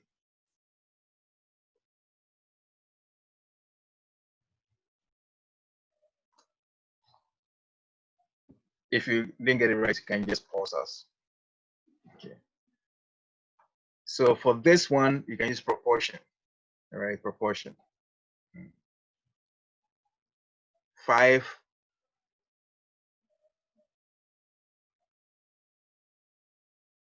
to 3. So 5 cancer death, diabetes, set at the same ratio on this side, in the cancer, diabetes here. Okay. This is given 200. This is unknown. So that'll be a proportion, and they can solve this. Okay.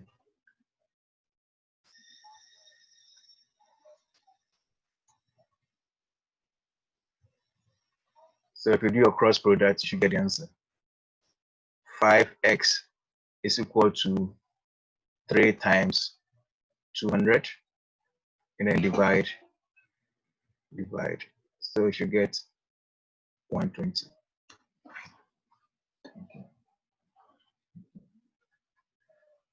Okay. For number two,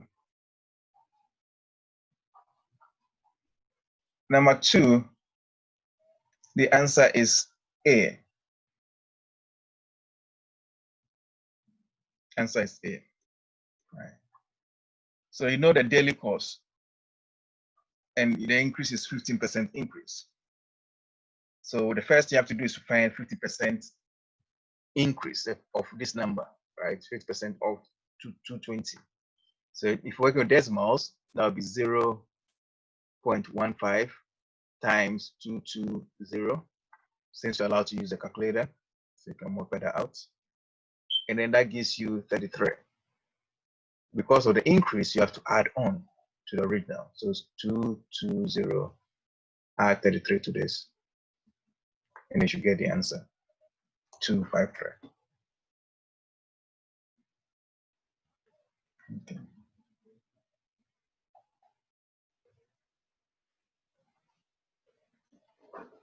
Then number three, the answer is D. D. Greatest common factor, GCF. So you have to find, for the numbers, find the GCF for the numbers. So 4 and 16. The greatest factor that can go to 4 and 16 is 4. Right? So between this and that's 4. Then B cube and B to the power 5.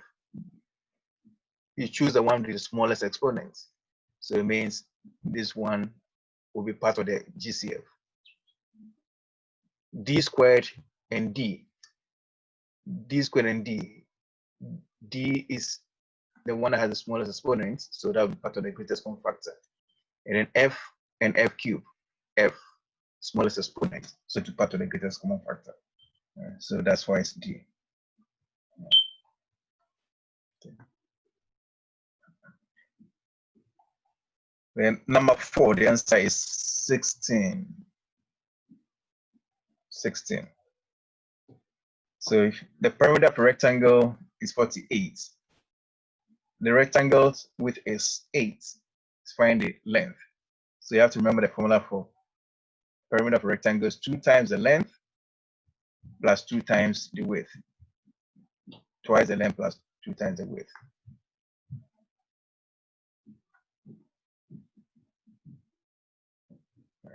So that we know now we know the width. So we're going to replace this with 8. And then you know the perimeter 48. So 2 times, so 2L plus 2 times the width, which is 8. You put this together, it should be equal to 48. And then you can solve for L. So you know 2L plus 16 is equal to 48. 2L will be equal to 48 minus 16. So that would be 32. And then divide by 2, divide by 2. So your length will be 16. Twice the length plus twice the width. Perimeter, distance around your object.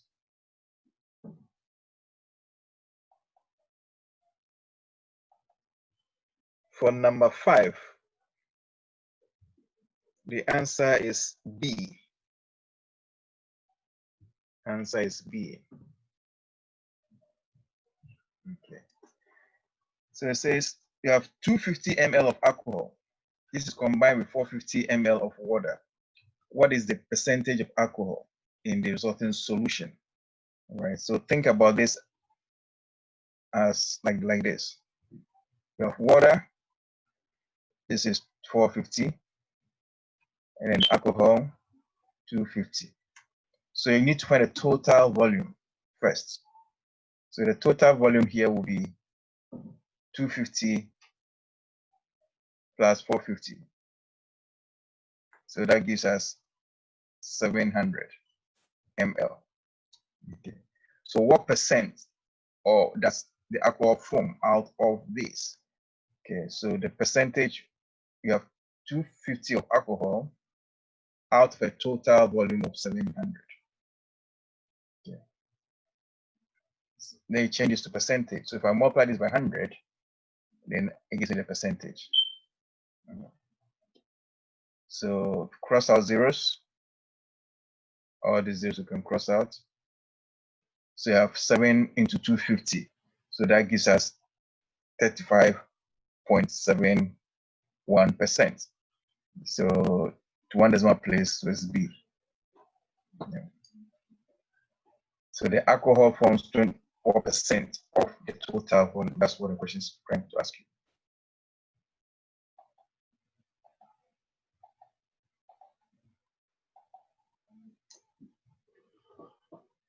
For number 6, the answer is 3.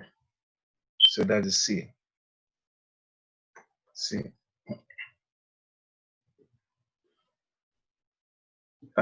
So here we have to substitute 9 for the x, right? 9 for x and solve for y. So that will be 3 times 9 is equal to 5y plus 12. So this is 27 is equal to 5y plus 12. Subtract 12 from both sides. So if I subtract 12 from both sides, I'll have 15 is equal to 5y. And then divide by 5. So this will cross out, so have y is equal to 3.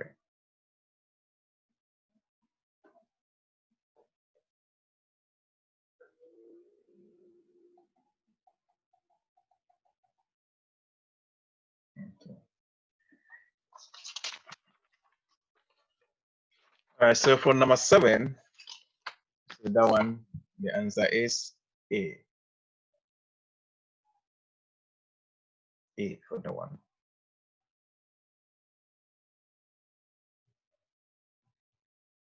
Number 8, volume of a cube. Volume of a cube. So for volume of a cube, remember when volume is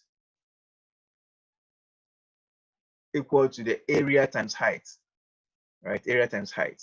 But this time the area of a cube is the length times the width and then times the height.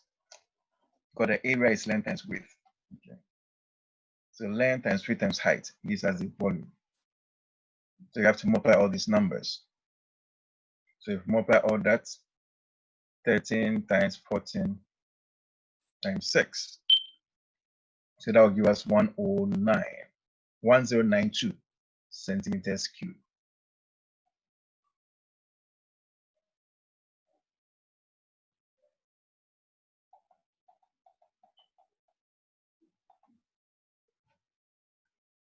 Number 9, the answer is D.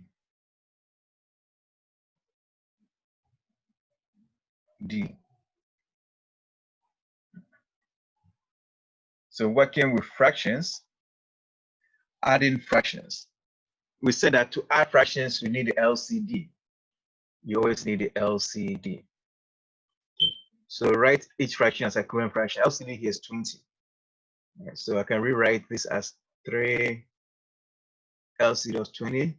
This is times 5 to get 20. So I multiply the numerator also by 5. So this will be 15. Plus 2, the fraction here, this is 20 LCD. So this is times 4 to get 20. So I multiply the numerator also by 4. So that will be 16. Okay. Same LCD, you can now add the numerators. So if I add the numerators, 15 plus 16, that is 31 over 20. Add the whole numbers. So 30 plus 2, that is 5. Okay. But I can leave my answer this way, but it's an improper fraction. So I have to divide 20 into 31. So if I divide 20 into 31, that will be 1, 20, and 11 left. So it's one whole number, 11 out of 20 left. Okay. So I have to add the 1 to the 5, the whole number to the whole number. So I get 6 whole numbers, and the fraction left is 11 over 20. So that's why it's D. Okay. Please pause me if you have any questions on this.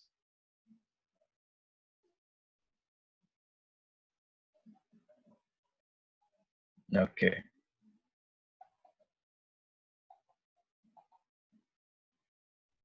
Okay, number 10. For number 10, to simplify this, we have to first factor out the common factor. Okay. So if I look at the numerator, x is a common factor. It's here and there. So let's factor out the common factor x. The factor of x, divide x into x squared, I have x here, minus divide x into x, y. So the x will cross, I have just y. All over common factor in the denominator, you have y here. So y divided, you have y minus, this will be x. If you factor the common factors. Now I can, before I can cross out, I have to make sure the factors look alike. Okay, common factors. X minus y, I can make it look like y minus x by switching the positions and then taking the opposite of the answer. So I can do x times, I'll now make this y minus x. Since I switch the positions of the x and y, I take the opposite, negative of the whole thing. Okay. Over y minus x. Now they look alike. Since they look alike, I now cross all this out. So the answer will be negative x over y. Okay. So the answer is B. So remember the switch. Remember that if I have 3 minus 2, it's the same as I can switch these two numbers and write 2 minus 3. Then I have to take the negative opposite of the answer. It makes them the same. Okay. So A minus B is the same as B minus A, but you take the opposite of this and it will be the same. That's the idea that we're using. Okay.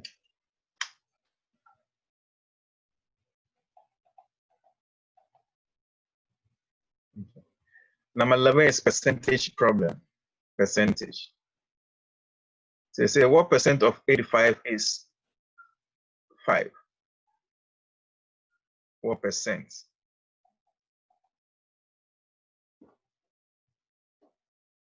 So here you can always set up a percent proportion to help you out. So this 100% goes to the whole. What percent? So we don't know the percent, so I can say X of some out of 100.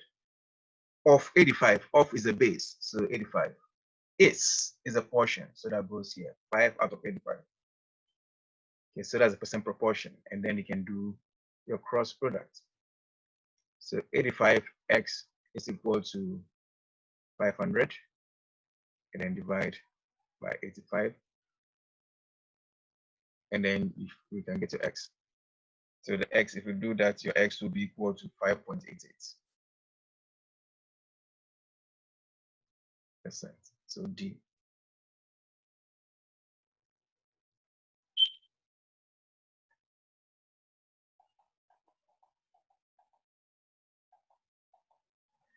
So remember, part over whole, or part of the base is equal to the percent over 100.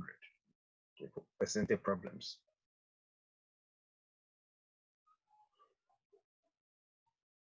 For number 12, the answer is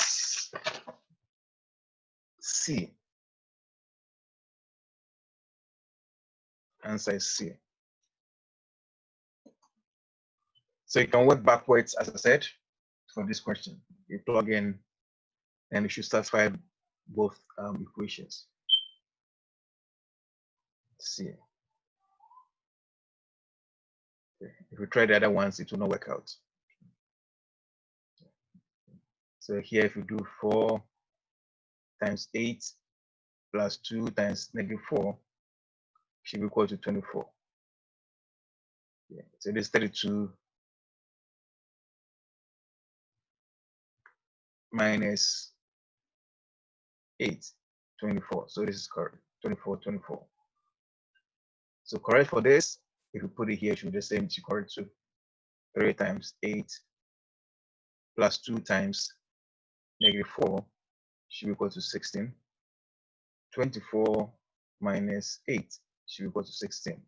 16 equals 16. Correct. So you should check for both.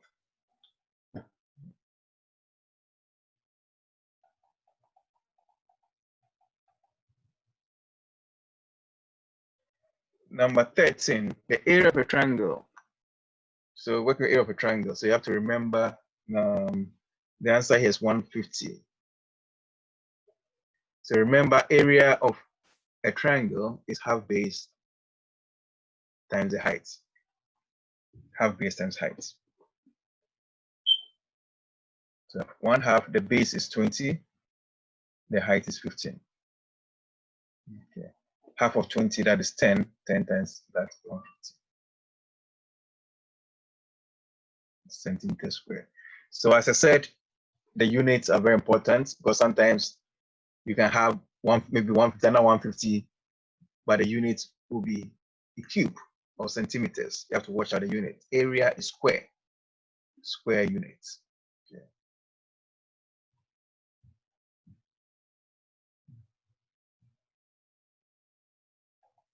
For 14,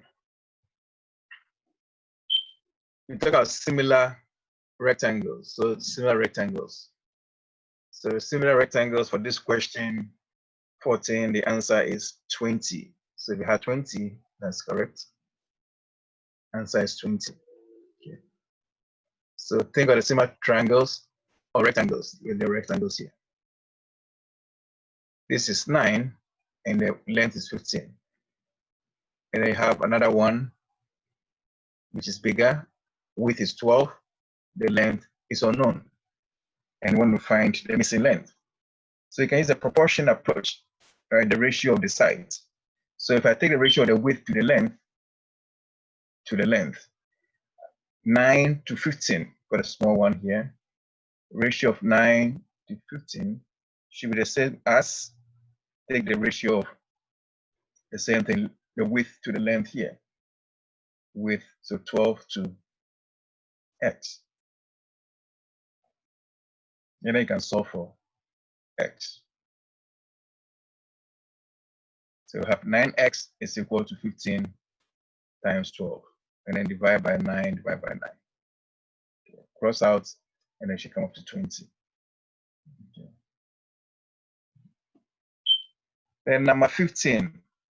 Number 15, the answer is A. A. Parallelogram. So for parallelogram, opposite angles are the same.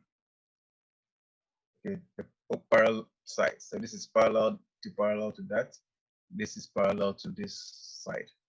So the angle here is 70. We expect this also to be 70. Opposite angles are equal. We want to find the measure of the other angle, the large one. I don't know, so this is x, that is x. But we know that the total angle will be 360 degrees. It's a quadrilateral, so 360 degrees total angle. So it means if I add all this, 70 plus 70 plus the x plus the other x should be equal to 360. So I have 140 plus 2x is equal to 360. And I can solve for x. So 2x will be equal to 360 minus 140. So 2x is equal to 220. And then divide by 2. So x will be equal to 110. Okay.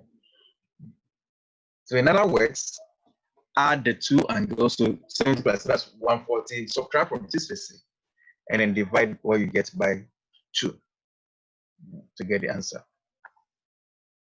Okay. For number 16, the answer is D, 500, D. Okay, D. So it says if 11% of a number is 55, what is the number? So here we can also think of the percent proportion.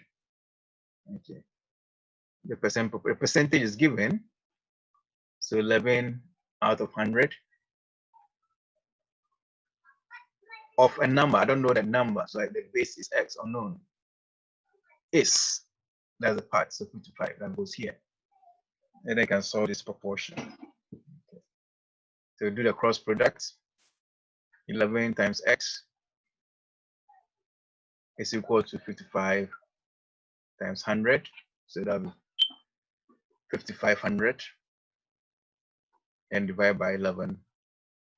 Divide by 11, so your x will be equal to the 500. Okay.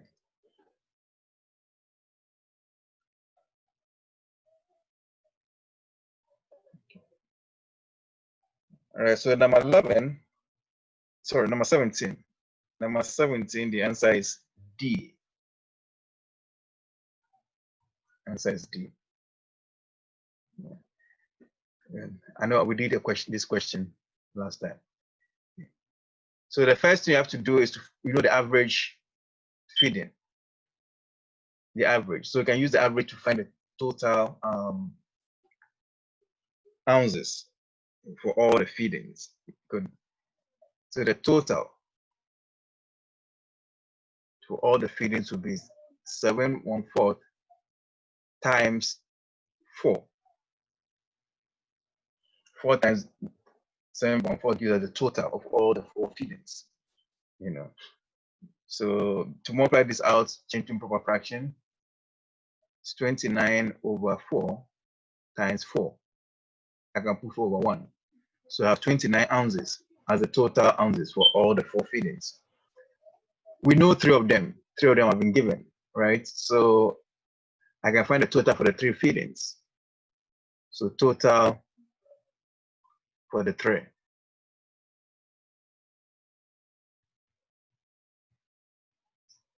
So that will be equal to 7.5 plus 7/3/8 plus 6/3/8.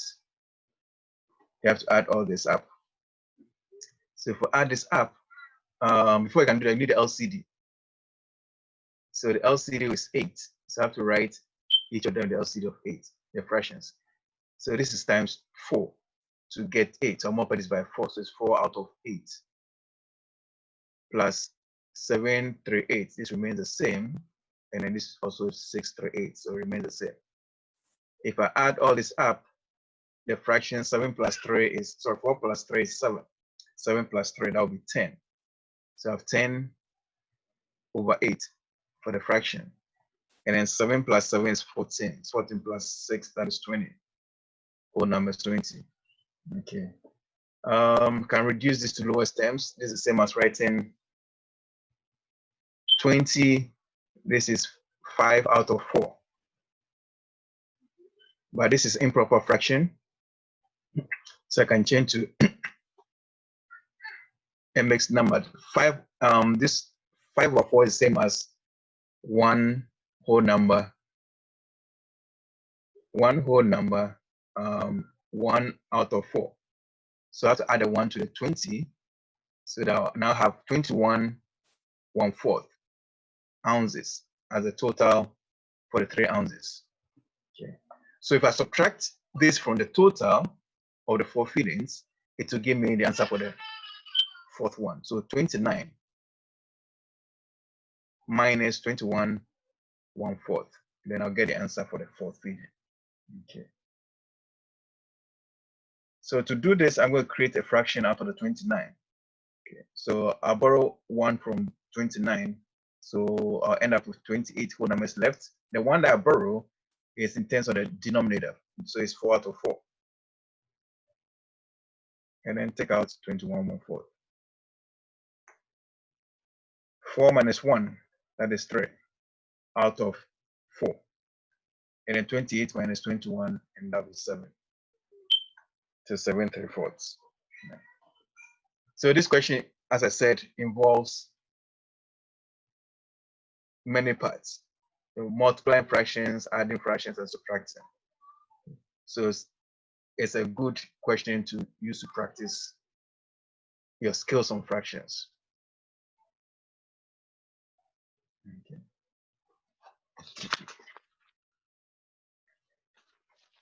All right. For number 18, the answer is 84. 84. Okay. I believe we all have that one.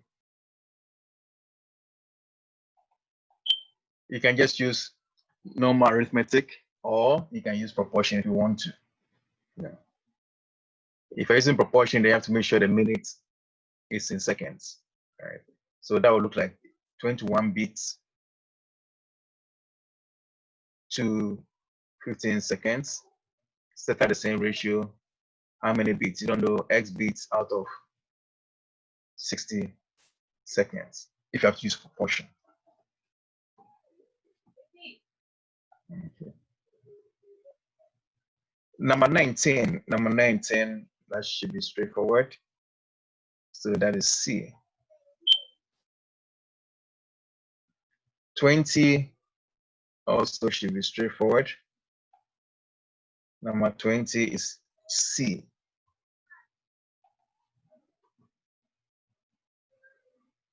Dividing, that you see here.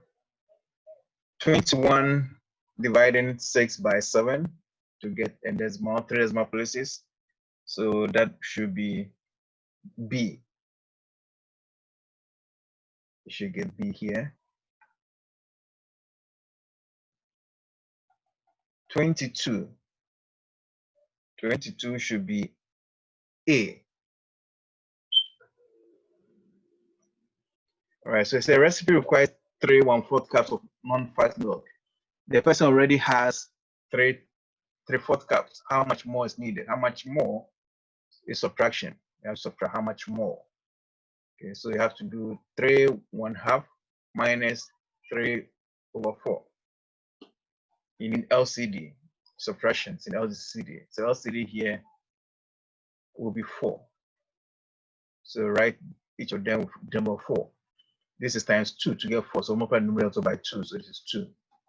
Okay. Then we can do the borrowing approach. 2 minus 3, it's going to be a negative number, but I can borrow. There's a number to borrow from, so I can borrow from the whole number. So if I borrow from 3, 1 from 3, I have 2 whole numbers left, but the one that I borrow is in terms of 4 parts. So 4 out of 4 parts. So I add the 4 to the 2, so I get 6 parts out of the 4. Okay, minus 3/4. And then I can subtract 6 minus 3. That is now 3 out of the LCD, which is 4. 2 minus 0, so this is 2. So 2 3/4.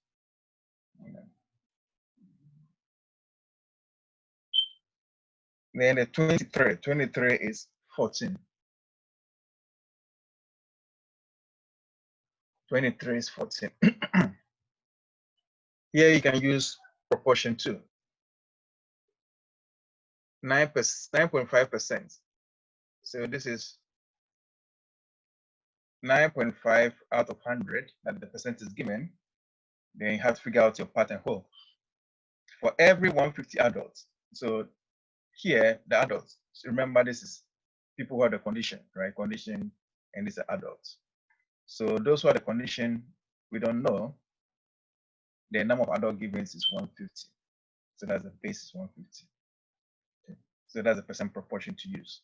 So if you do a cross product, you should come out with 14 for this. Yeah, actually the answer is like 14.2225, but you can have a fraction of a person. So select 14. And then for 24, the answer is D. Answer is D. It says a woman's diet contains 65% of the recommended amount of calcium. If the recommended amount is 18 milligrams, how much more calcium does the person need? How much more? Yeah. So we need to find 65% of 18, how much the person is getting now. So 65%. Then work in decimals. So 0.65 times 18. So the person is getting 11.7 milligrams. But the question says how much more? So it means that you have to subtract. So 18 is recommended minus 1.7. And that gives us the 6.3 milligrams. How much more a person needs?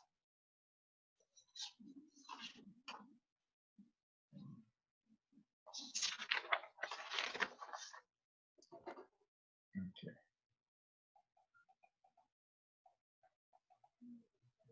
For 25, the answer is B. 25 is B. Okay. We can use proportion again.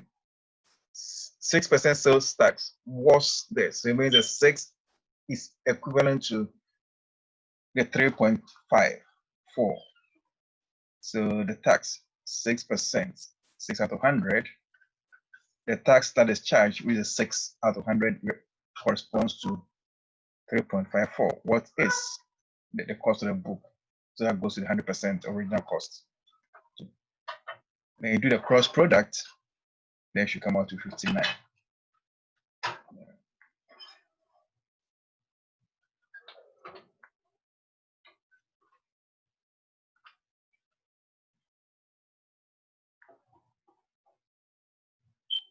So divide by 6, divide by 6, then you should get 59.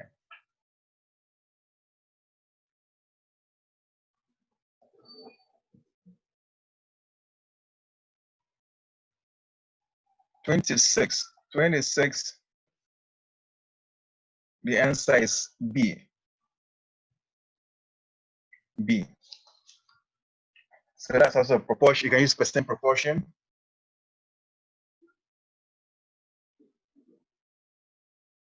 Percent proportion. So 30%, 30 out of 100. Then set up the other ratio of a certain number. So we don't know the number of. So it goes here is the part 120. So that goes here. Part over whole. And then you can do your cross product. And then you come out with 400.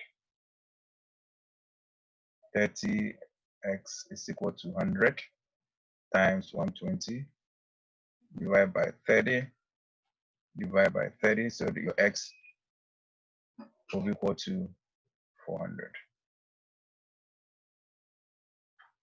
Okay. 27. The answer is B. B. You can do a proportion here. 3 ounces supplies 153 calories. Set at the same ratio, ounces, calories.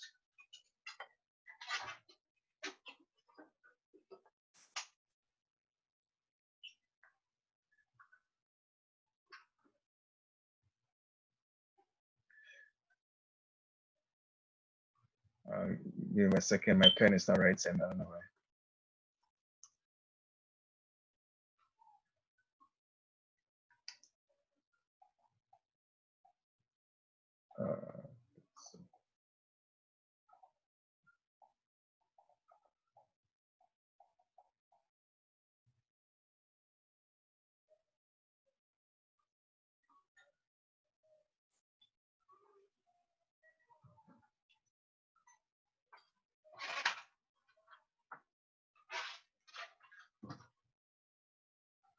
I know my pen is not writing now.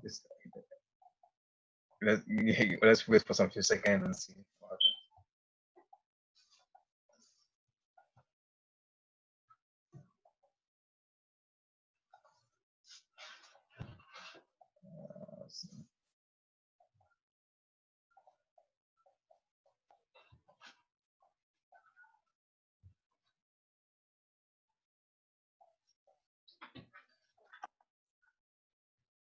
I'm not sure why my pen is not writing.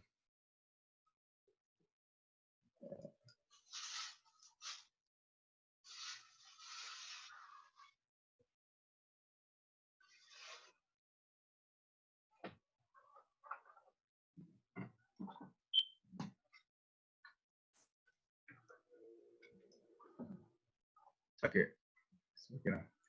All right, so put the ounces here. So this would be 5 ounces here, and then X calories, we don't know.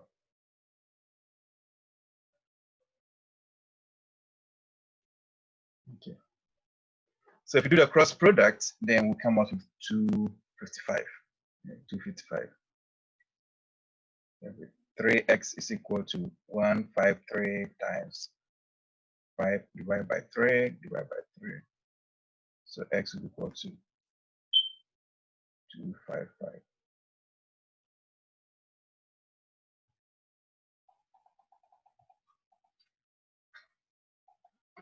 Number 28. The answer is B. B. So say you spend 1/5 of your salary on taxes, 1/4 on rent, and 1/10 on movies. What fraction of your salary is left for other expenses and savings? Okay. So we have to find the fraction that is used for salary, for taxes, rent, and movies by adding them up first. So the first step, 1/5 plus 1/4 plus 1/10. To add them up, you need the LCD. LCD will be 20.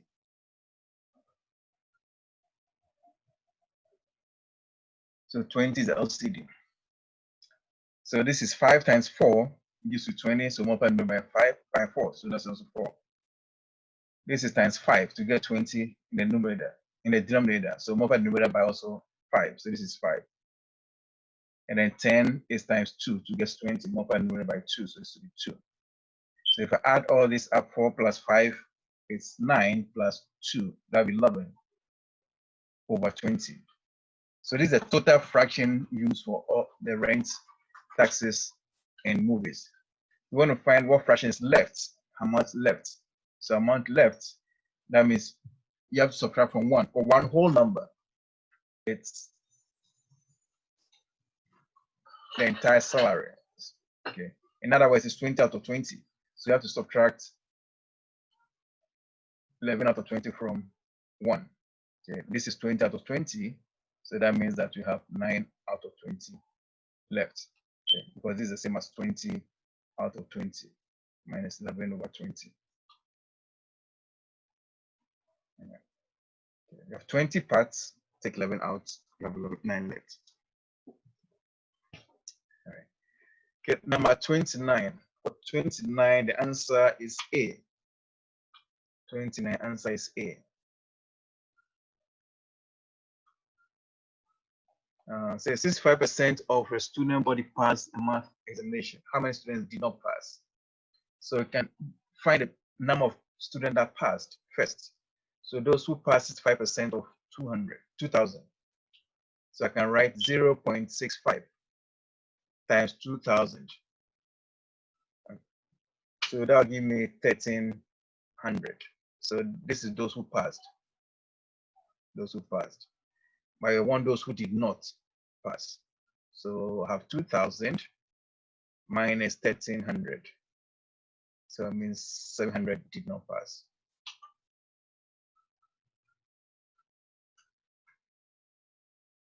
$700. Okay.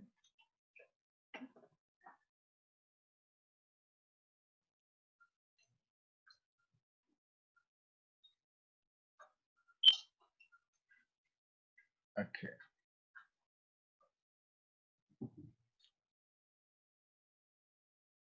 Okay. For number 30, the answer is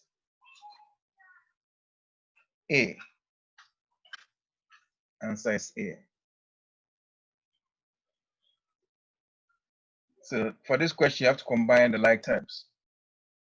Combine like terms. So if you look at the like terms here for x, 3 over 4x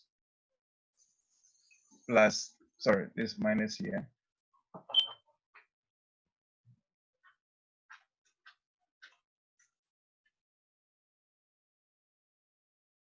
Minus 1 over 6x plus 3 over 10y plus 2 over 5y. If you put the like terms together. So we need LCD for the x, the terms with the x. So between these two here, the LCD will be 12.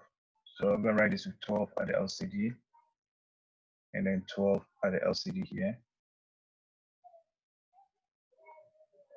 This is times 3. So this times 3, this will be 9. So 9x. This is times 2 to get 12. So multiply this also by 2. So that will be 2x. For the y, LCD will be 10. So 10, 10. This is times 1. So this times 1. So it's 3y. Remains the same. 5 times 2 is 10. So multiply the numerator also by 2. So this will be 4. 4y. Now we can combine the numerators. 9 minus 2. So you have 7x here over 12. And then plus, this will be 3 plus 4, which is 7 over 10y. So you have A as the answer.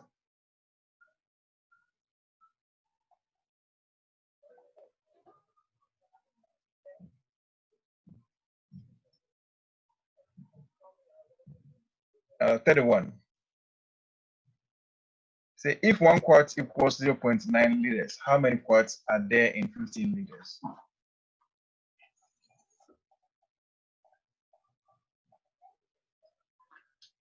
So we can set up a proportion. 1 quart is 0.9 liters. How many quarts are there in 115? So again, this will be 15 here, and then X, the quart is missing. So if you do the cross product, then you should come out with the answer for 31. You should get 16 2/3. 16 2/3. So it's 0.9 x is equal to 15, and then divide, you should get that answer. You get 16 2/3.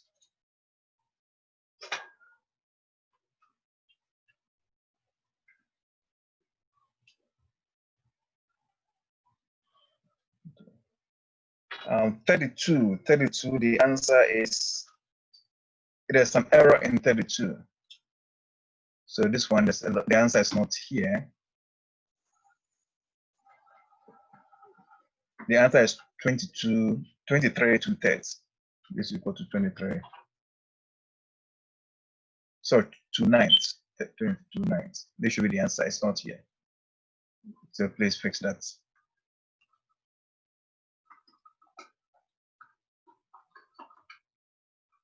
So to multiply two fractions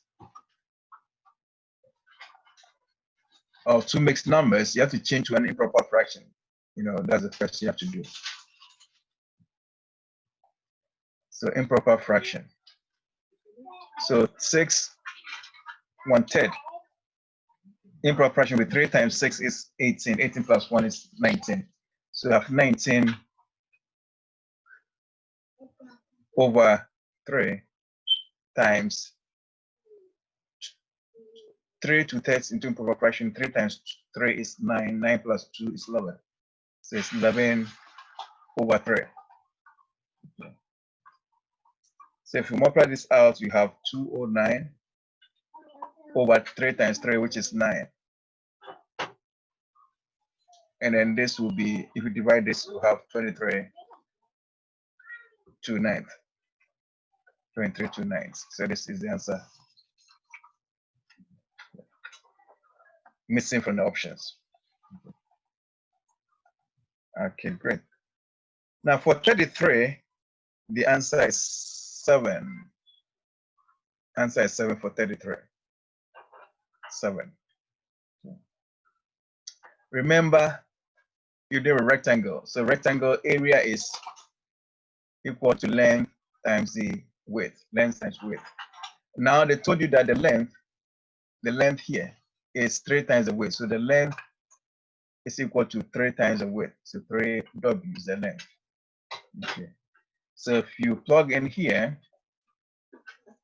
you have the area, which is 147, right? So we have length is 3 times the width times the width. It should be equal to 147. So this gives us 3W squared is equal to 147. Divide by 3. If you divide by 3, divide by 3. W squared will be equal to, then you have 49. To get W, you have to take the square root. So if you take the square root of 49, W will go to square root of 49. And then that gives you the 7. 7. Okay. Any questions on 33?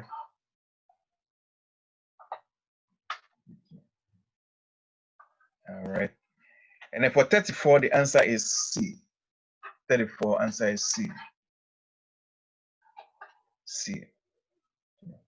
You're multiplying two fractions. So before you are dividing two fractions. So remember, you keep the first fraction and then change the division to multiplication and flip the second fraction. So multiply with reciprocal of the second fraction. So you end up with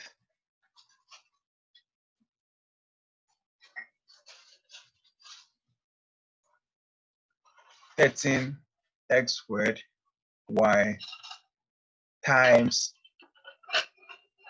negative 3x.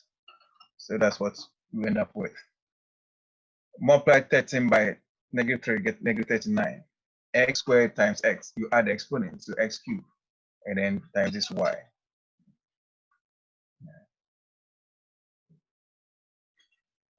And then 35, the answer is C. 35 answer is C. Okay. It says increase the number 1/3 by 2/3 of itself. 2/3 of itself. So it means that you have to find 2/3 of 1/3. Of means multiplication. So multiply to 1/3 times 2/3. You want to find 2/3 of that. So that gives you 2/9. 2/9. Okay. That's increased. Now you're increasing 1/3 by 2/3 of itself. That means that I have to add, you have to add 1/3 plus 2/3. So 2/9. 1/3 plus 2/9. 1/3 else, adding two fractions, so need the same LCD. So that should be 9 here, and this is times 3, so that will be 3. So 3/9 plus 2/9.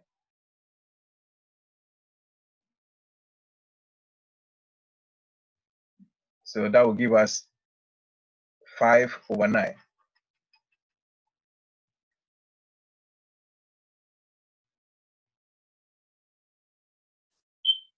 We have 5/9.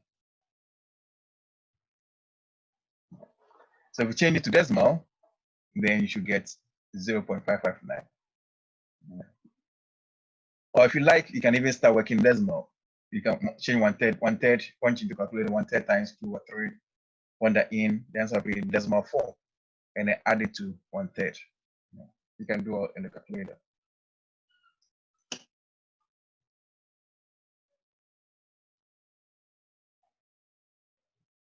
For 36, the answer is A.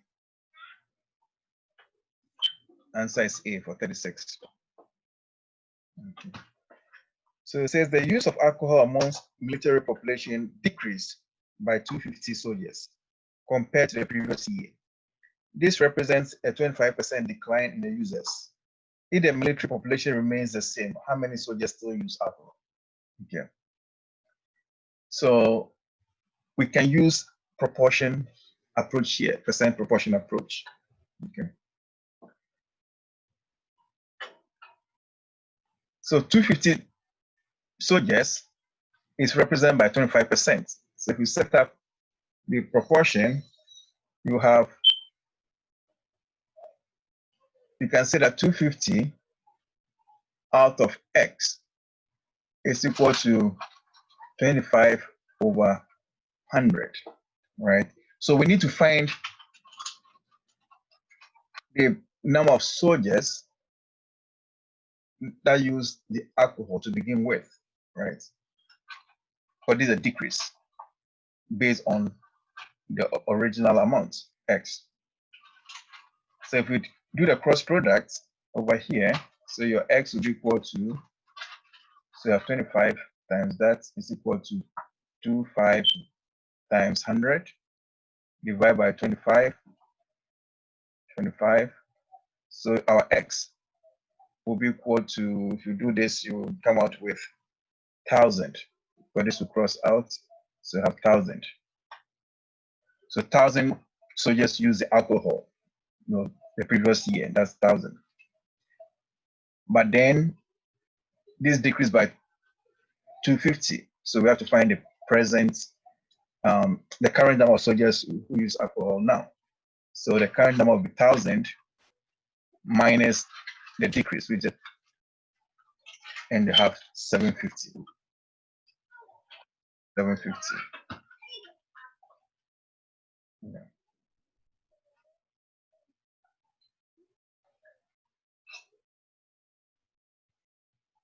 Okay.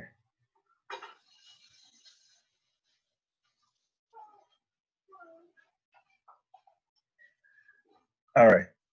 And then number 37. Number 37, the answer is C.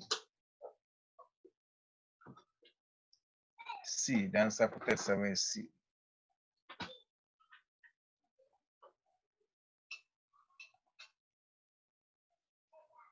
All right. So for 37, when you have a fraction as part of the equation, it's always good to get rid of the fraction. Okay. So to do that, you can multiply by the common denominator, or the common denominator to get the fraction. So when I look, I have 3. So I can multiply each term by 3. So if I multiply the whole of this by 3, I can get rid of the fraction. Okay. So 3 times 10, I can do 3 times 10 here. So that would be 3 times 10.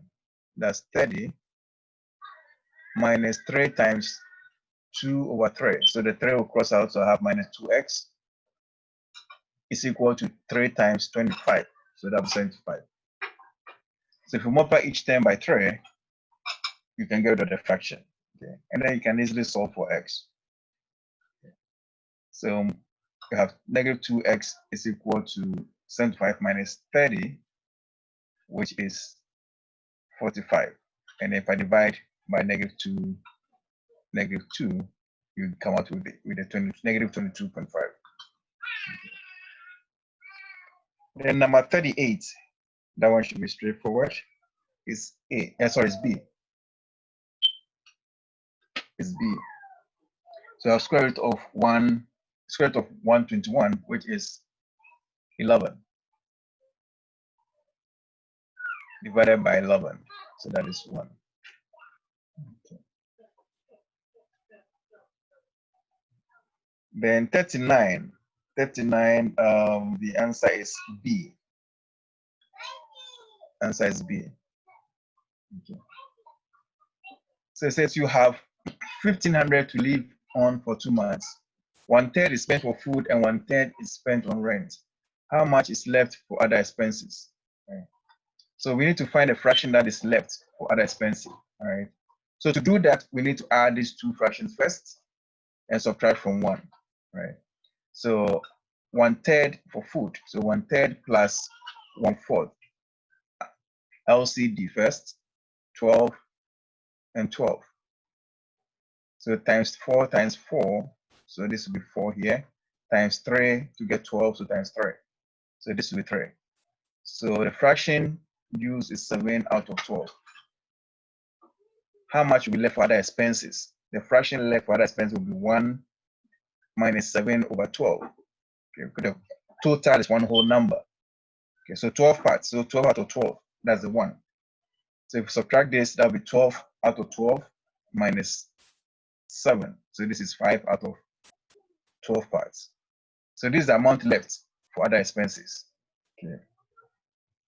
That's the fraction. So if I multiply this fraction by this amount, it's out to 5 5/12 times 1,500. And that'll give you the amount of money spent on other expenses. So if you multiply this out, you should get your $625.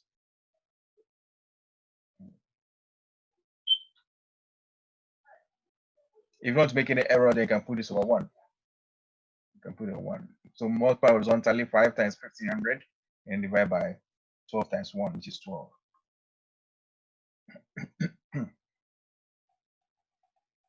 And then number 40. Number 40, the answer for 40 is D.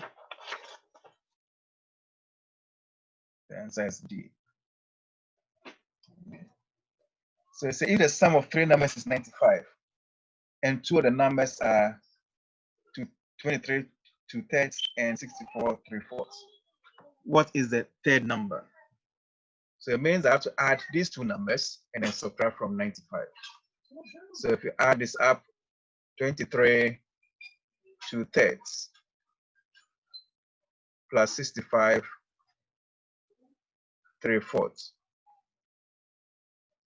You need LCD to add this up. So 23 LCD will be 12. So 12 each. So this is times 4. I'm multiplying this also by 4. So this will be 8. 4 times 3 is 12. So I'm multiplying the 3 here by 3. So that will be 9. If I add this up, I'll have 23 plus 65. That will be 89. 8 plus 9 is 17. So I have 17 over 12. Improper fraction. So I have to reduce this, change this to a mixed number. So divide 12 into 17. I'll get one whole number, 5 out of 12 left. I can add the 1 to the 89. So this answer becomes 95 12s. 95 12s.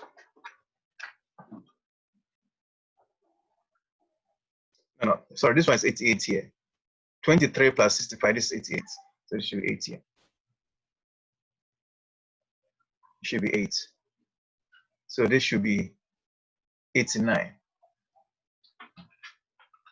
89 5 12s. Okay. So the third number will be 95 minus 89 5 12. Okay. So I can create a fraction out of the 95. If I borrow 1 from 95, I have 94. The one that I borrow is in terms of the LCD. So it's 12 out of 12 parts. That is a 1 minus 89 5 12. So this minus that, if you subtract this, 94 minus 89, that will be 5. And then this will be 12 minus 5. So that will be 7 over 12. So the answer is, that's what the answer is D.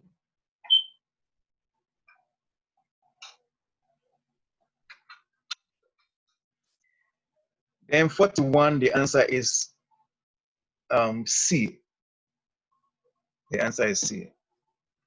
Okay. So remember that if you're multiplying this out, you need to multiply by itself.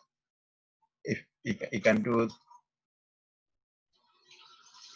x minus 6 times x minus 6, that's what that means. Okay, and then distribute and combine like terms.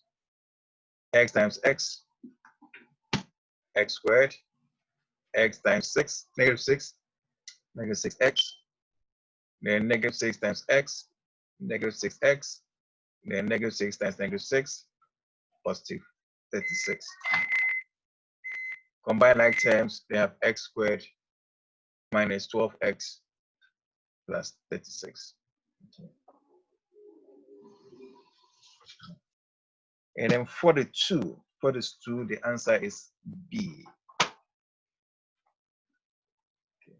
So if a patient receives 250 milligrams of a certain medication 4 times a day, so 4 times per day. So for a day, the person receives 250 times 4. So that will be 1,000 milligrams per day. That's how much the person is receiving. But I want the answer in grams. All right. So we know that 1 gram is equal to 1,000 milligrams. Okay. So the answer is B.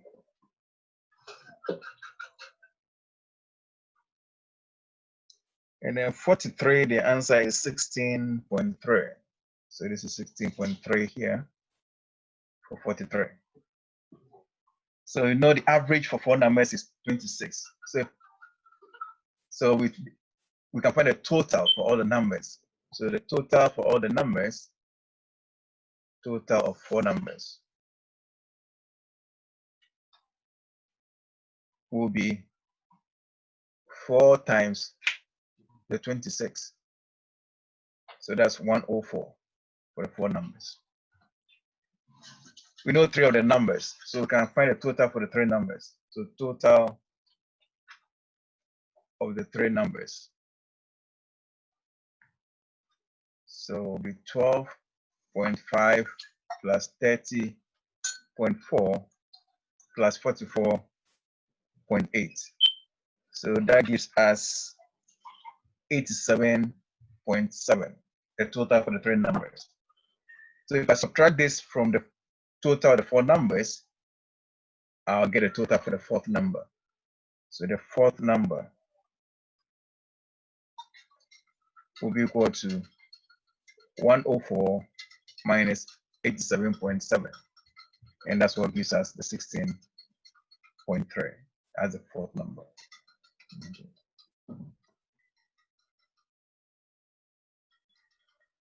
If you can't remember this, you have to work backwards.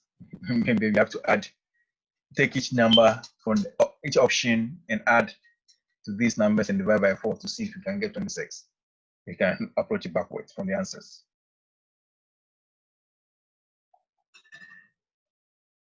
Okay. And then 44. For 44, the answer is C. Answer is C. So the main thing to remember is when you multiply, be careful with the sign. Negative becomes positive. So here we have 8 minus then negative 3 times x. That would be negative 3x. Negative 3 times negative 5. So negative that becomes positive. 15y